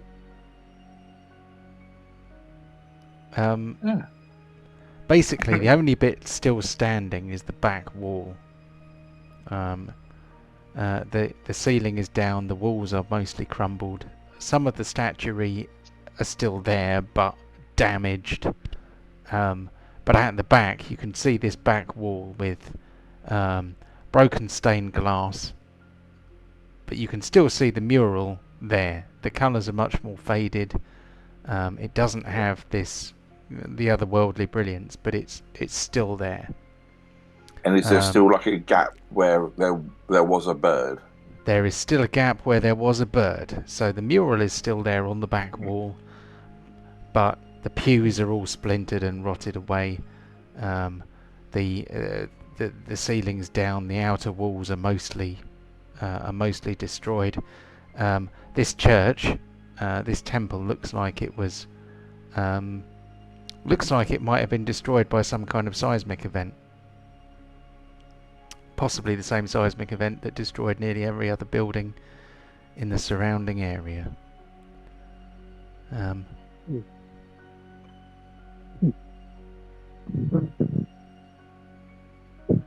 But yeah, there's no more candles, and there's pretty much no more temple. Are there more than 4 candles?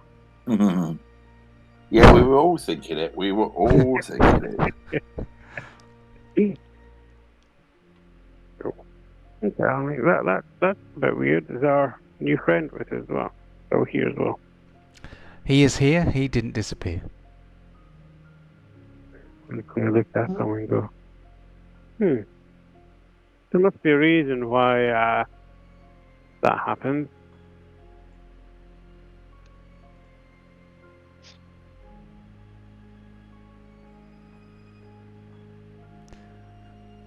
I don't think I'm confident that these things don't happen for now, you know?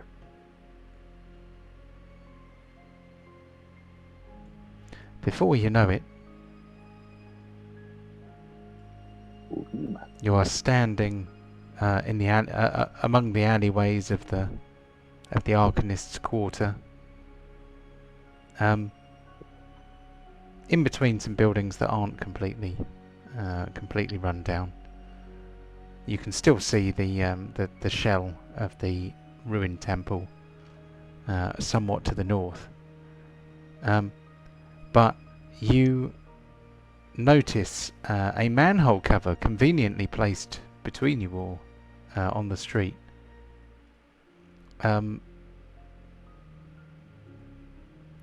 Begin to move and then fall away into the manhole. Is the floor collapsing? Do we need to get clear? The floor does not appear to be collapsing, but for some reason the manhole cover has been snatched down into the shadows below.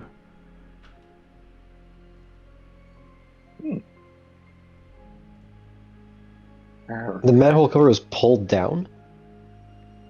It seemed to be. Downwards?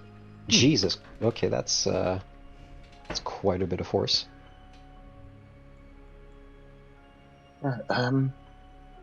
Well, we need to just find where this chasm is to try and find that Church of Salune. Do you think it's down this manhole? I've never been in Neverwinter before. Before you can check what's in the manhole, a creature forces its way up through the manhole. Oh, hi there. It's quite big. My ex. It's an RUS. It looks like a rat, however, it has been changed in some way. It's a rodent of unusual size. Yeah, a Right. rodent of unusual size and also apparently ferocity. Heat appears to radiate from it, and its eyes glow like hot coals. It clearly has sinister intentions. Definitely my ex-girlfriend. It may not be alone either, by the sounds coming from the manhole. Do we have to? I think it might be that time. Oh, really? Yeah. Oh, that's better. That's very weird. I have no idea why it has Oh, I just decided noticed the that the dice name of colors this are the same creature as is our play Fandolin. This boards. creature is not called Fandolin. Why on earth is the turn order calling it Fandolin? I'm so confused. That's his nickname. Maybe it's following us from Fandolin. Yeah. what I'm going to have to try and do is very quickly configure the turn marker API. Otherwise, we're going to get one of those pop up every single time. Hold on. Toggle announce.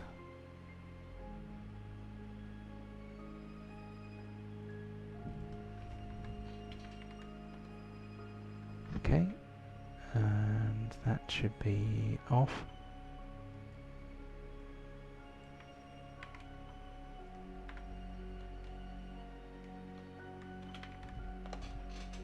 That's off.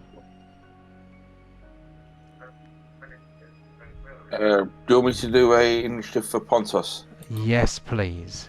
I have given you control of Pontos and Yeah, Bacon. I've just seen that on that. So let's give you a little bit of that. Hopefully now it will not take diabolical liberties. So what I'm noticing is, for some reason, all the characters are turning bright green. But never mind, I think it's just putting the aura at the front. I think it's just a little quirk of the new Roll20.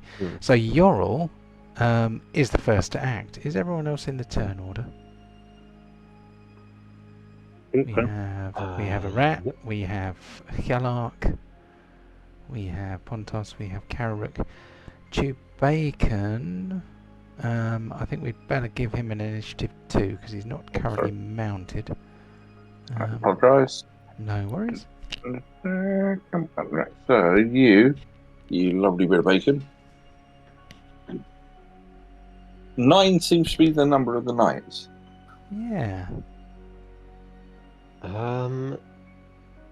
You start your turn 10 feet from Hjallark, so you get plus 10 walking speed. That's handy. Can you I drop that recognise that. ability? Can you drop that ability in the chat? Of course. I have 3 auras. For glory. Yep, that is Aura of... Oh, can I even drop it? Is Aura it gonna... of There we go. Alacrity, cool. 7th and 18th level Oath of Glory feature. You emanate an aura that fills you and your companions with supernatural speed.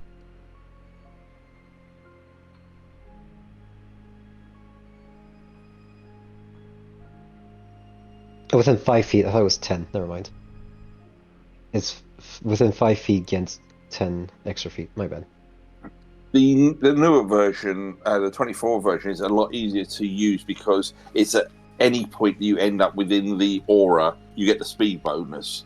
Whereas that one, you have to start. Cool. And with my, like, 60-foot flying speed, I could just, like, run across everyone to give them the bonus and then actually land them to the fight. If I sort of move into your aura, I then get like a slingshot out. Oh, that's... Huh. So you don't, because the amount of times, because it's a turn-based system, some people will end up not in the aura, so you don't get the speed buff. So it's a really clunky. But anyway, yeah, seeing this thing just coming out of the ground, Ural's going to take her staff and just poke the thing, and as she does so, you see a little discharge of arcane energy. Whoa. John? Yes. Did you get a chat full of error messages? Yeah. Oh, okay. Hold on. Let me try. Let me try and sort that out. So, usually that happens when a creature does not have a full set of attributes that are being used by the script. So we will try and click it a few times and make sure, hopefully, that it's got all the things. So, have another go. See if it works now. Okay, let's start that one from scratch. Still saying choose a target, and it's not. I suspect some.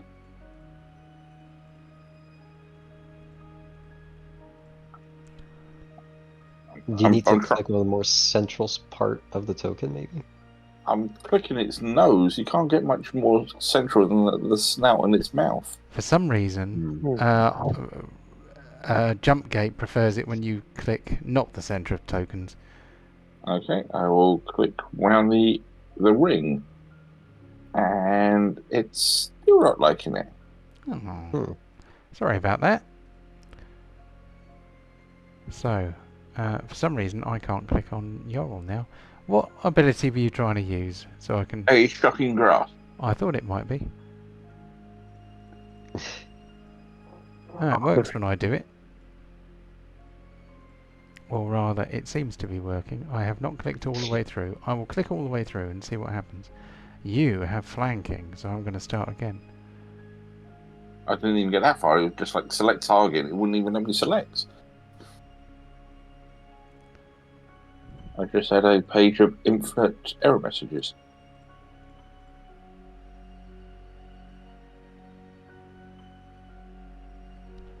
Didn't get the sound effect. Why are we not getting the sound effect?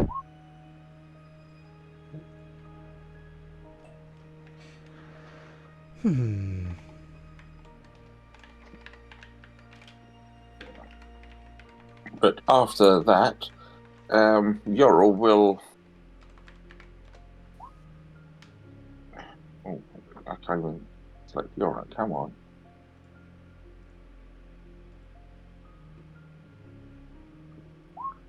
Come on. Come on, Yorl. You can do this. Okay.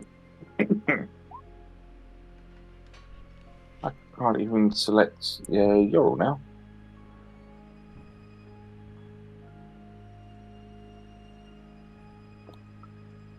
Oh, there you go. It's now letting me.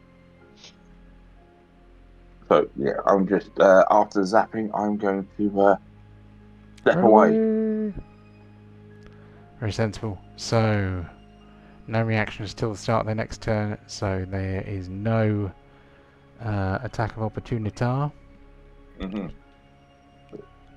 So Yorl gets a hit and then it legs it. So this giant rat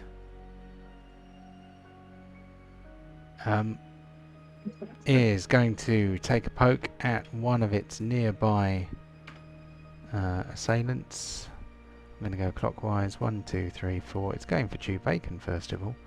Obviously he looks like the tastiest thing here, and hence will get a bite.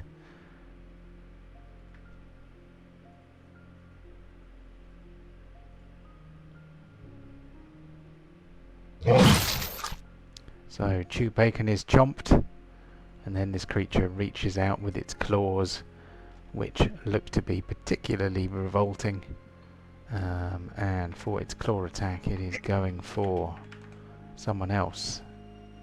Or rather, I'm just going to roll again. This time it's going for Pontos.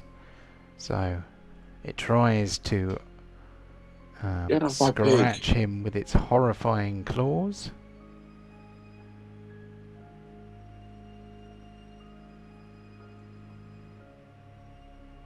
It misses. AC 24? Is he really that high? That does sound like rather a lot, but Alright. I'll look into that, but yeah, maybe it has. Sometimes you get a global armor class modifier that he's got sneak attack. It shouldn't have sneak attack. Where on earth did that come from?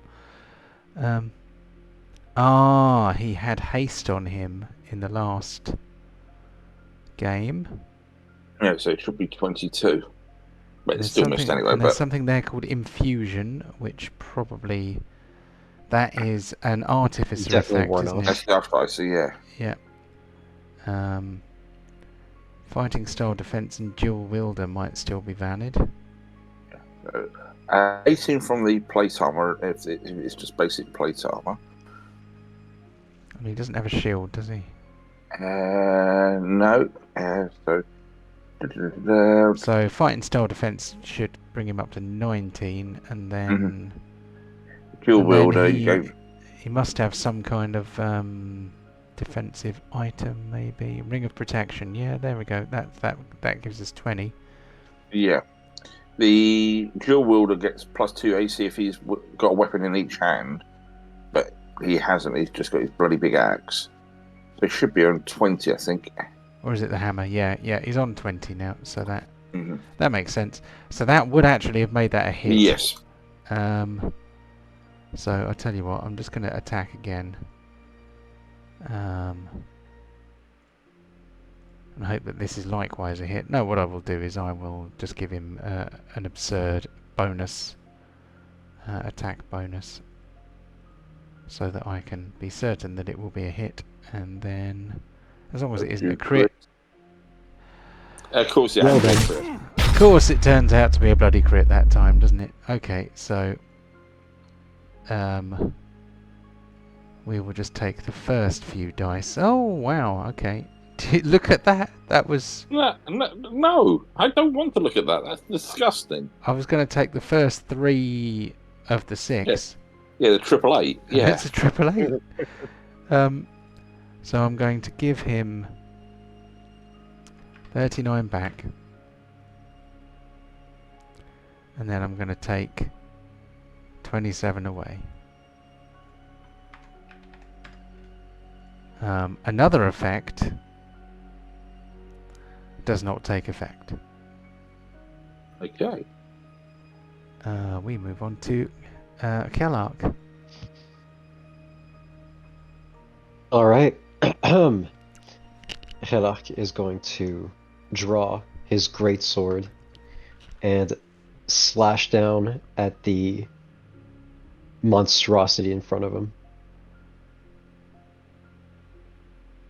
If I'm afraid There you you're go. going to have to do it the old-fashioned way because I haven't scripted you any attacks yet, but you will be able to do it with the thingy.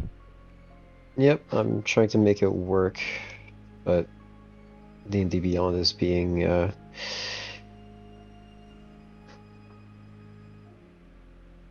is it not enabled? Okay, now are you gonna be cool about it? No? Awesome. It's a new game, so maybe you need to relink it or something.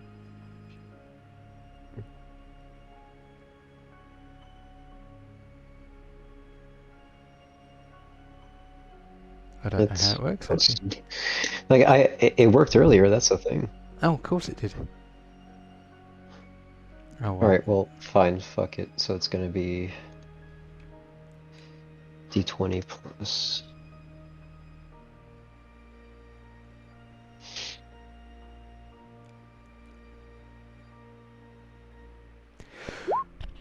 Is 29 a hit?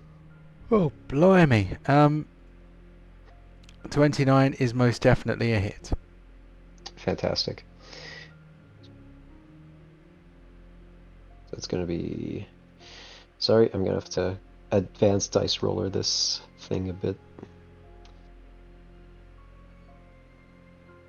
Oh, also you should be attacking with advantage because you have flanking with Chewbacca. Oh, alright, so that's the damage. I'll just re-roll a 20 real quick. Just in case. 7. Nope. Alright. That So was no it's crit. gonna be 14. Just gotta check something real quick.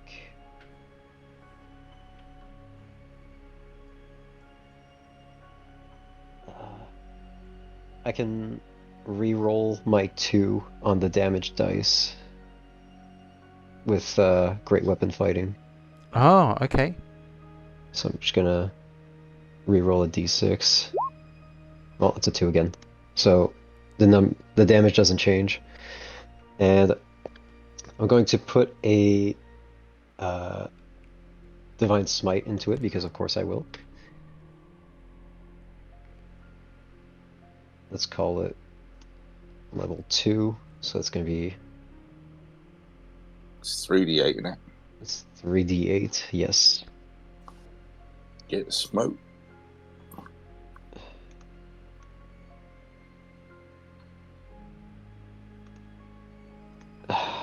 Sorry, this is so 3d8, so that's an extra 14. And with this, I get to use my, if it will stop being difficult, I will be able to use my Channel Divinity, which is Inspiring Smite. Ooh, what does that do? Will you show it this time? There we go.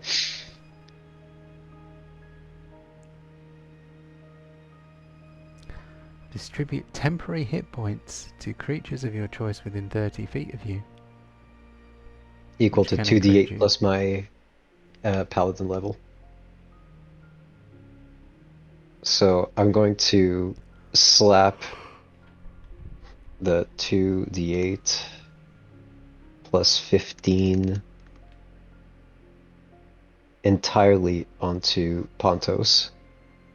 So you get 25 temp to cover up that chunk you took. Very nice. All right. And second action. Well, second attack. Maybe it'll work. Plus 15, that's not right. No, that is right. Wait, it's rolling damage. Never mind. D20 plus 12. You have advantage, remember? Yes, right. So I'll just roll another 20. Nope. So does a 31 hit? It does. And gonna lay off the divine smite, but we're gonna roll damage still.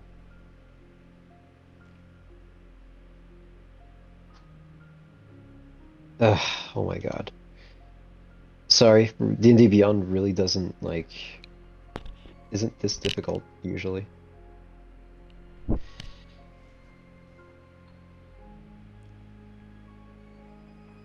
And, oh boy. Alright, well, that's it. Oh, you can re-roll the 1, 11. can't you? I sure can.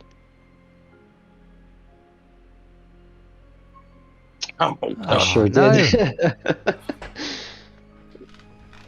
just bullshit. Alright, so there we go.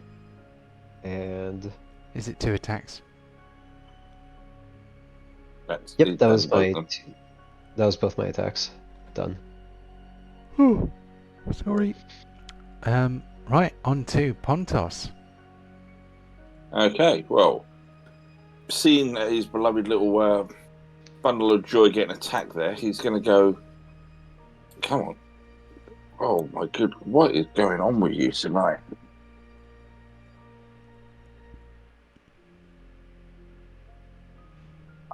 Is this thing just freezing on me every fight? Every since we go into this combat, it's just, I can't seem to get to anything. I'll just restart again. Jump gate or roll 20 is just being a little bit funny. All I want to do is just go down there, right? And then he's going to grab his flame hammer as he's next to his beloved pig. Oh, there we go. Cover. No. Advantage. And we would go two-handed because that's how a man does it.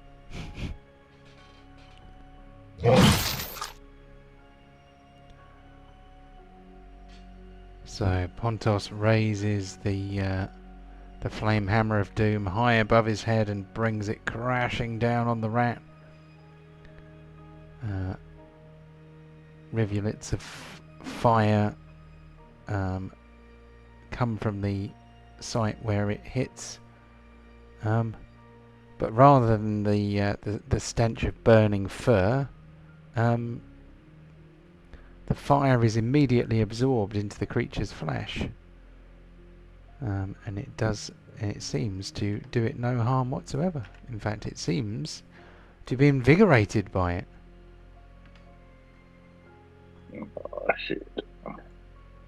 It is not prone, however. Well, unfortunately, Pontos.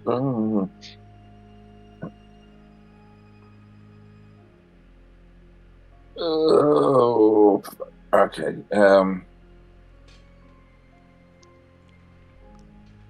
Pontos is not a smart individual. No, he is not. No. So. Oh, fuck. Okay, he's going to use the hammer again because he's not a smart person.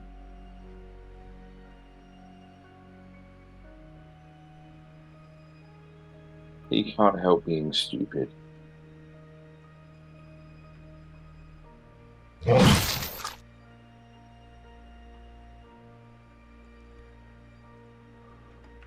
Well, he's having fun, so let's just do a third one because that's what you would do if you were Pontos.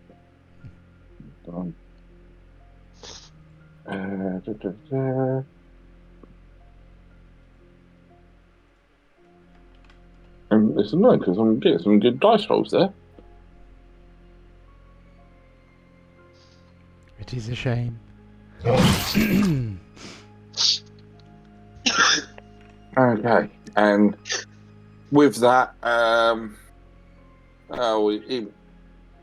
he's two-handed. He can't really use his spells. He's been using the hammer two-handed, so that'll be Pontos done. Cool. Okay, on to Yeah. Kararuk then. I'm going to try and move. I move there. Okay, so it's not just me where it's just not letting you move. There you go. And then I'm going to attack him with my dagger. No, bardic, no. Sneak attack, you weak.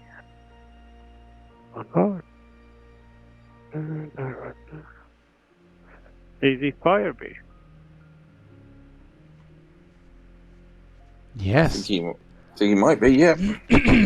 He is a fire-based creature today. I'm adding, what do you call it, onto it as well. Booming blade. Wing blade, please. Ooh. Ooh, Wow, there's a lot Ooh, of look at sixes that. in there. that's a lot of 60s. Fucking 1, hell. 2, 3, 4. Ah, lovely Jeez. sneak attack. Spare Wow. some of those for me, please. God damn. So, booming blade, how many do I get? Fifth level, yeah. Again. Yep, 2d8 now, and then Connect. Oh, big hole. 3d8 if it moves, I think. Yeah. Oh, that's a bit poor. But altogether, 59. Crikey. not bad. I like sneak attack when it works. That's a lot of 60s. And that's him done. Cool. Okay. Pontos is going to keep it simple purely because the gun isn't fully fixed.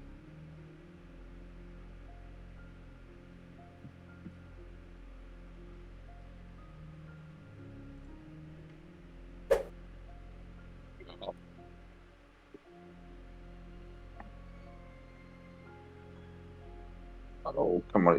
Is it frozen? Come on, I can't even click. Do bacon now.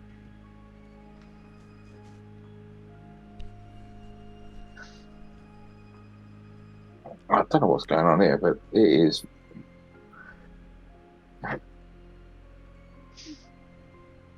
Something really weird is going on there. It's not as if you're using like effect or anything. You see a bullet hit the cobblestone next to the rat, and a lot of French expletives coming from a tower in the distance.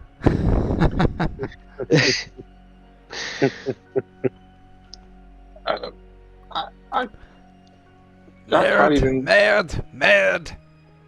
Damn pig!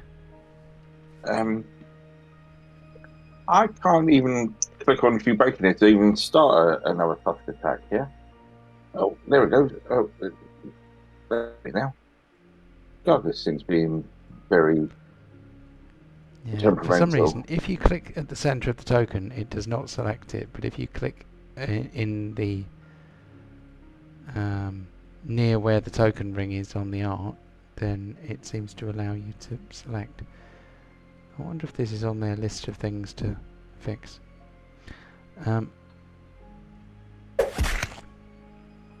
That's something. Yay! Yay! And after that, that'll be Hugh Bacon done. Cool. Back round to Yorl in that case. Yeah, Yorl is a little bit smarter, seeing the fire being absorbed. So what else has she got for options?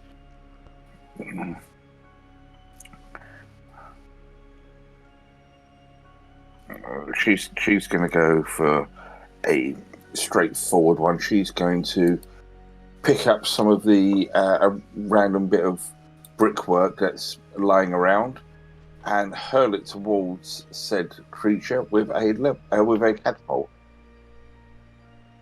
Just a level 1.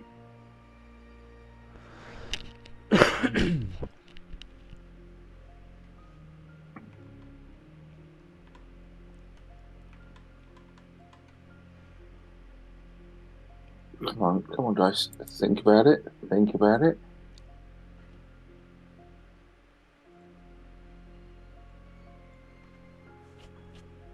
You got anything at your end? Not at the moment. Hold on, let me see whether it has crashed or anything.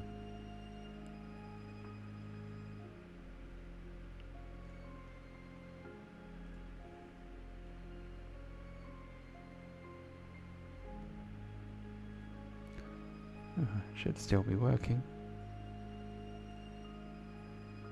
So there's no script or anything for catapult, is there? It's just let's see what happens if I push it.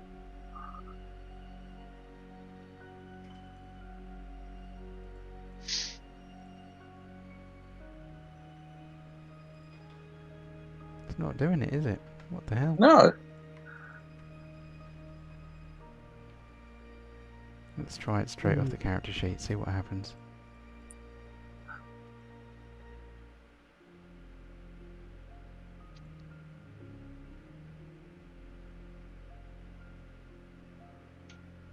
Is there a button on the front? The rat's got to do a dex saving throw DC 18. Correct.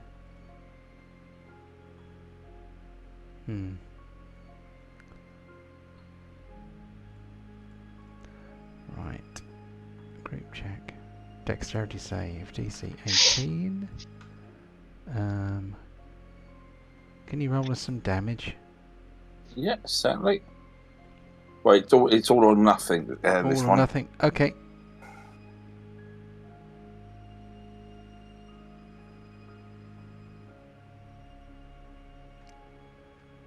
So for a hit, it does 13 damage.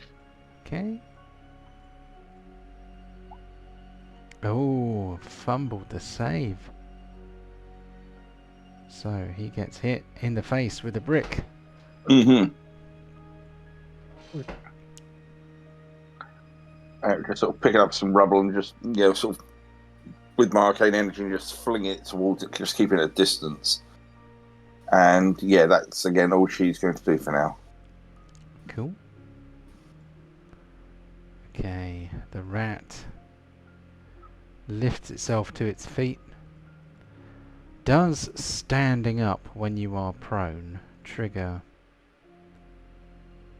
booming blade? I am inclined to think that it doesn't. I don't think it does. I think you need to move it from like the square you're in for it to procs. I think you're right. So the rat gets to its feet and he's going to do some attacking. So who was the last person to hit it? It was Yorl. Yorl was all the way over there. So it's going to content itself with attacking something closer. He's going for Kararook. Since Kararook hit him so hard before, he's going to try and bite Kararook. Alright. Nope, it is not nice. Chompies. Oh, it's a miss. Then the claw attack is coming out for... also Kararook. It did not like that ice dagger. Did not. I'm gonna use 14. No, thank you. I think I'm gonna try and dodge some of that. Actually, Actually, even better. Yep, go on. Actually.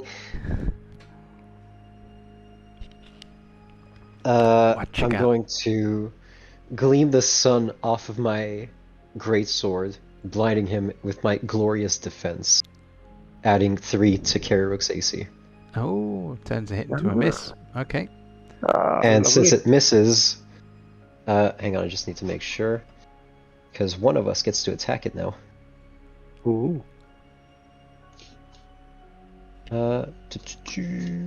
Class feature. When a creature, oh, there you go. I'll just display it for you.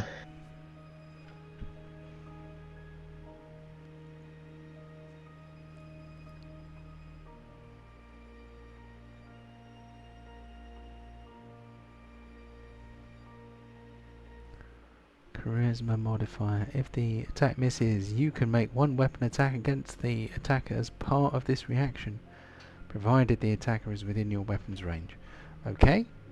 So that would be me. All right.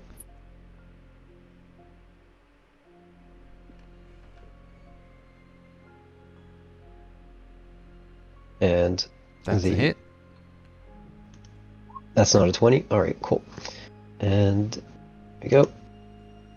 For a 13, reroll the 2. Hey, there we go. 17. 17. Okay. So it reaches out with its long, bony, and foul claws to attack Kararook, but it is dazzled by the shininess of Hjallark's sword, and as it turns its head away to avoid the brightness, Hjallark capitalizes and slashes it with the with the greatsword. Very I like ouchy. that. He certainly has a lot of tricks. Yeah. I think that's all this guy can do, unless he's going to move. How intelligent is this creature? Not that intelligent, but not that stupid either. Okay, he is going to stay where he is and avoid attacks of opportunity. On to Hjallark. Hjallark is going to continue his onslaught.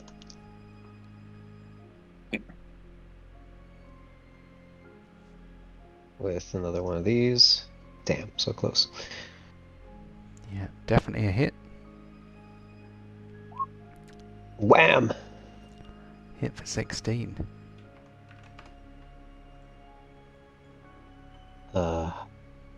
Where's the... Oh.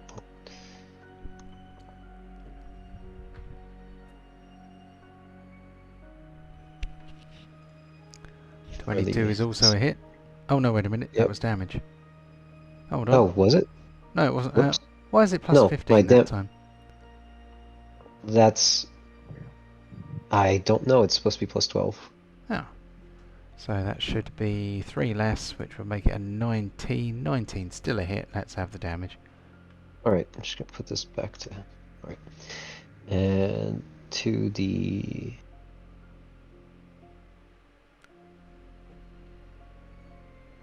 D6 plus 7. Reroll the 2. There we go. 17. Consistent.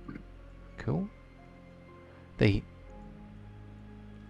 rat is hanging on by a thread. Anything else for Kellark? Oh, I just closed the character sheet. Genius.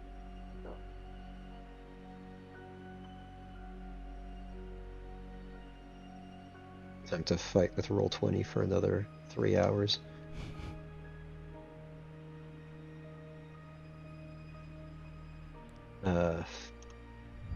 Bonus actions? No, that's gonna be pretty much it. Actually, no. You know what? Fuck it. I'm gonna I'm gonna compel it to. Compel it to what? Sorry, it cut off just then.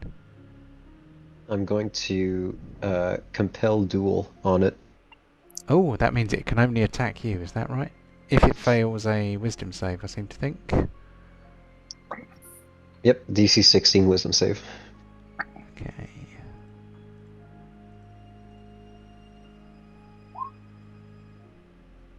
Damn, Real.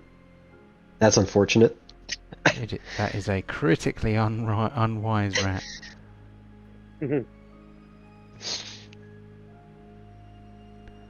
Rarely are rats so unwise.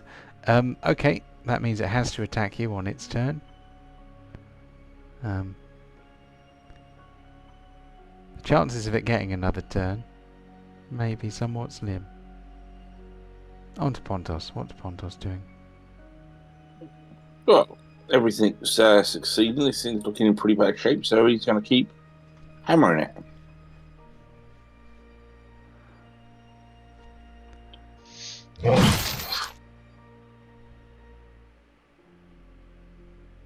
See, it worked perfectly Nice. fine.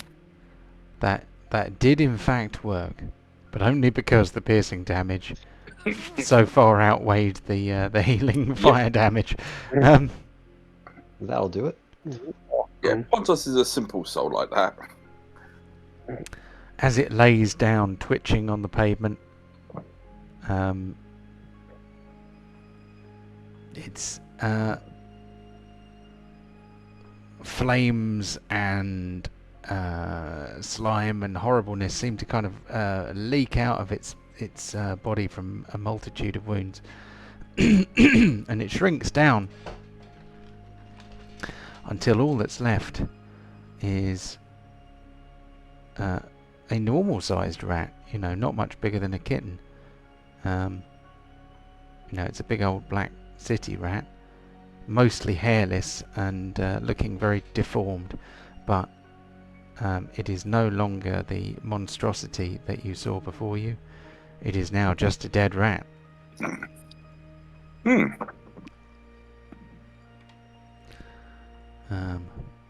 But yes, magic departed,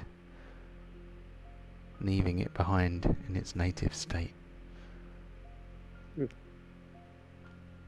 Shall we do some awards? Yeah, I was going to say that. It's been a long week so far, and I'm sort of a bit out of practice. Same here. I'm off to Cardiff tomorrow.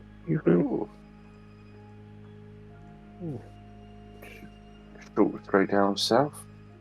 Well, yeah, I was back. So. So we have some awards to award. Mm-hmm.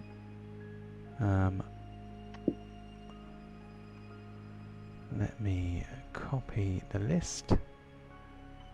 There we go. And paste it into the chat.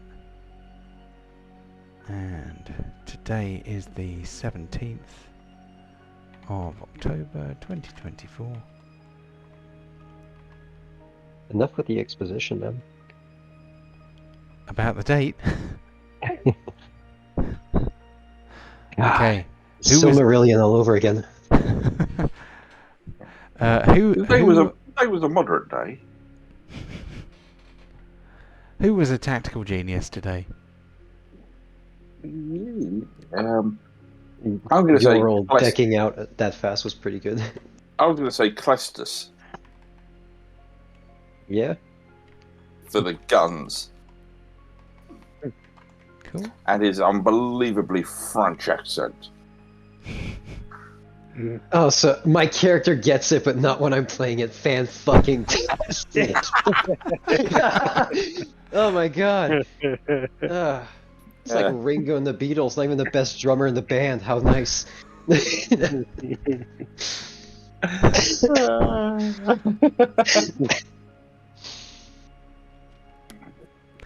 Okay, who's getting kill of the week? Well, There was only the one. there was only the one. And a fair team effort, I'd say. Oh, yeah. And the Yoink Award could also possibly go to Pontos. Not least because Hjallark left the monster on 1 hit point, and then Oh, no! and then Yeah. Pontos Really? came along and nearly revived it. If the fire damage had outweighed the piercing damage, then it would actually have ended up better off than it started. But yeah, Pontos definitely stole that kill, because up until that point he'd been healing the thing. Ooh. So kill from the grave we don't get to award today, because that only applies to effects started on your turn that kill a thing on someone else's turn. Mm-hmm. Damage dealer, I think that has got to be Seems to be Halak. If Pontos was healing it. Kararuk had one very Oh, hard yes. hit. Oh, 'cause yeah. Kararuk Oh, did yeah. Kararuk did 55. Yeah, sorry, I forgot about that 55. Yeah. No, So that's... I think that puts him ahead. Okay, how about the best supporting role? Oh, I think Yeah. that could be Halak with all of his auras. Yeah, definitely. I think that was good, especially that radiant light or whatever it was reflecting from the blade. That was good. I like that. Oh yeah, glorious defense. Yeah. I get 3 of those per long rest. That's pretty cool. Get a better charisma. Make it 4. My man, if you saw what Halak was packing under his armor, you wouldn't be complaining. Steady. With paladins, where you need 3 good stats across it is very difficult to get all 3 at sort of really high levels. My highest is strength right now at a modest 27. 25, excuse me. Modest 25. Yeah. Fucking hell. Don't worry about it.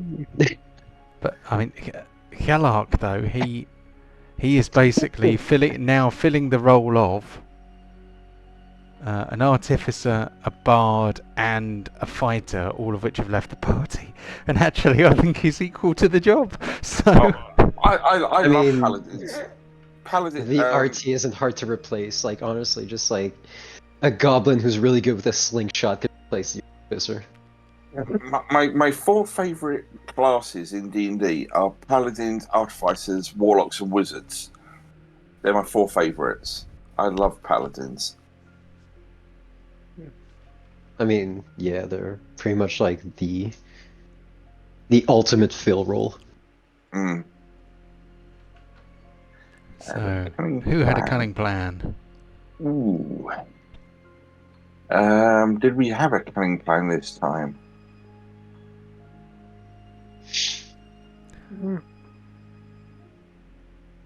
Don't think there was any particular cunning plans this time. Okay, we will skip that one. Okay, role player of the week.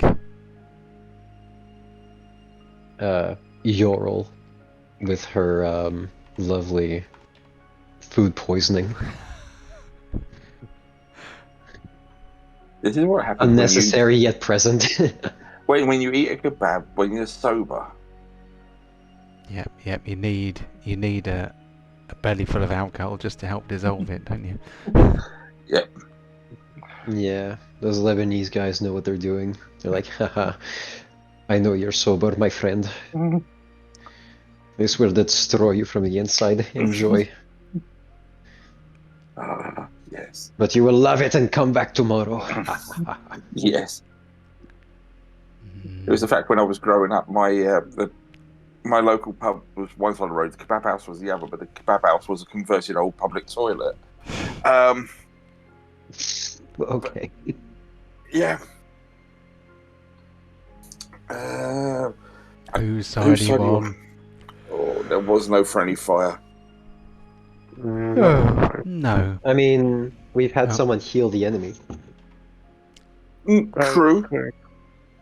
Yeah, That- Pontos Yeah. was healing. I mean, going by the name Albeit, of it, like- that's definitely... Yep. Intentional or not, it was still, yeah. So, Pincushion Award, who actually got hit? Who got hit and stayed hit? Chew Bacon and Pontos. So, who got hit hardest? Well, either way, it's Pontos. True.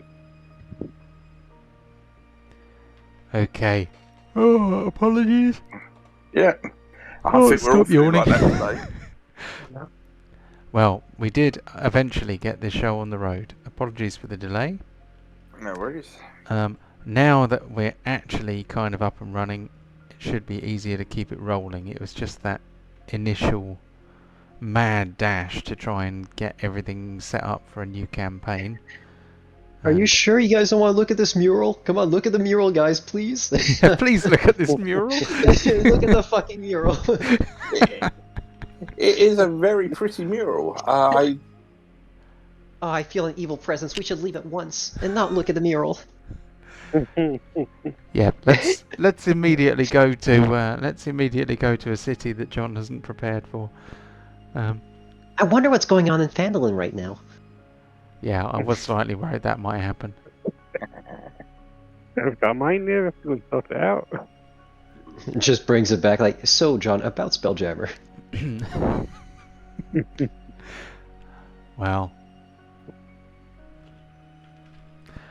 I'd have made it work somehow. What It's about just- Dragonlance? That's a different You setting. know what people though, isn't don't talk enough about? Icewind Dale. it? I think I would quite like to run that one at some point. The game was really good. At least the bit of it I played. It was quite a long game. Or just Klestis, like, during the boat ride back to Neverwinter. Hey, can we make a detour? Schult. And we get the multiversal Avengers shit going on. Excellent. Yeah. Or Dark Suns. Yeah, let's do some Dark Suns. I wonder if they'll ever release that for 5e. I don't know if they ever will. I mean, all of the settings can be dark if you want them to be. But Yeah, that it's one, like Dark Suns. It's like wooden armor is about as high as you go because metal is so rare.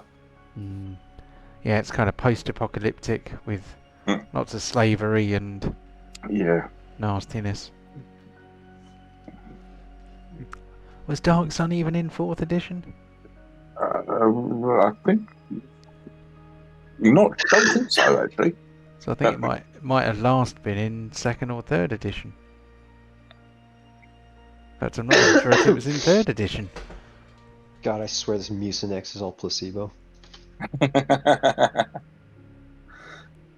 Right. Before Right. I collapse, I'm going to make it my excuses here because I am really starting to fade. Fair enough. Yep, I must There go we too. Yeah, Have no a great worries. week, everyone, and Yeah. catch you same time next week, all being well. Next week. Okay, thanks very Yep. much. Of course. Have a good guys. evening. Cheers, mate. Good Right, bye. evening. Yep. Enjoy the weekend. Good night. Bye.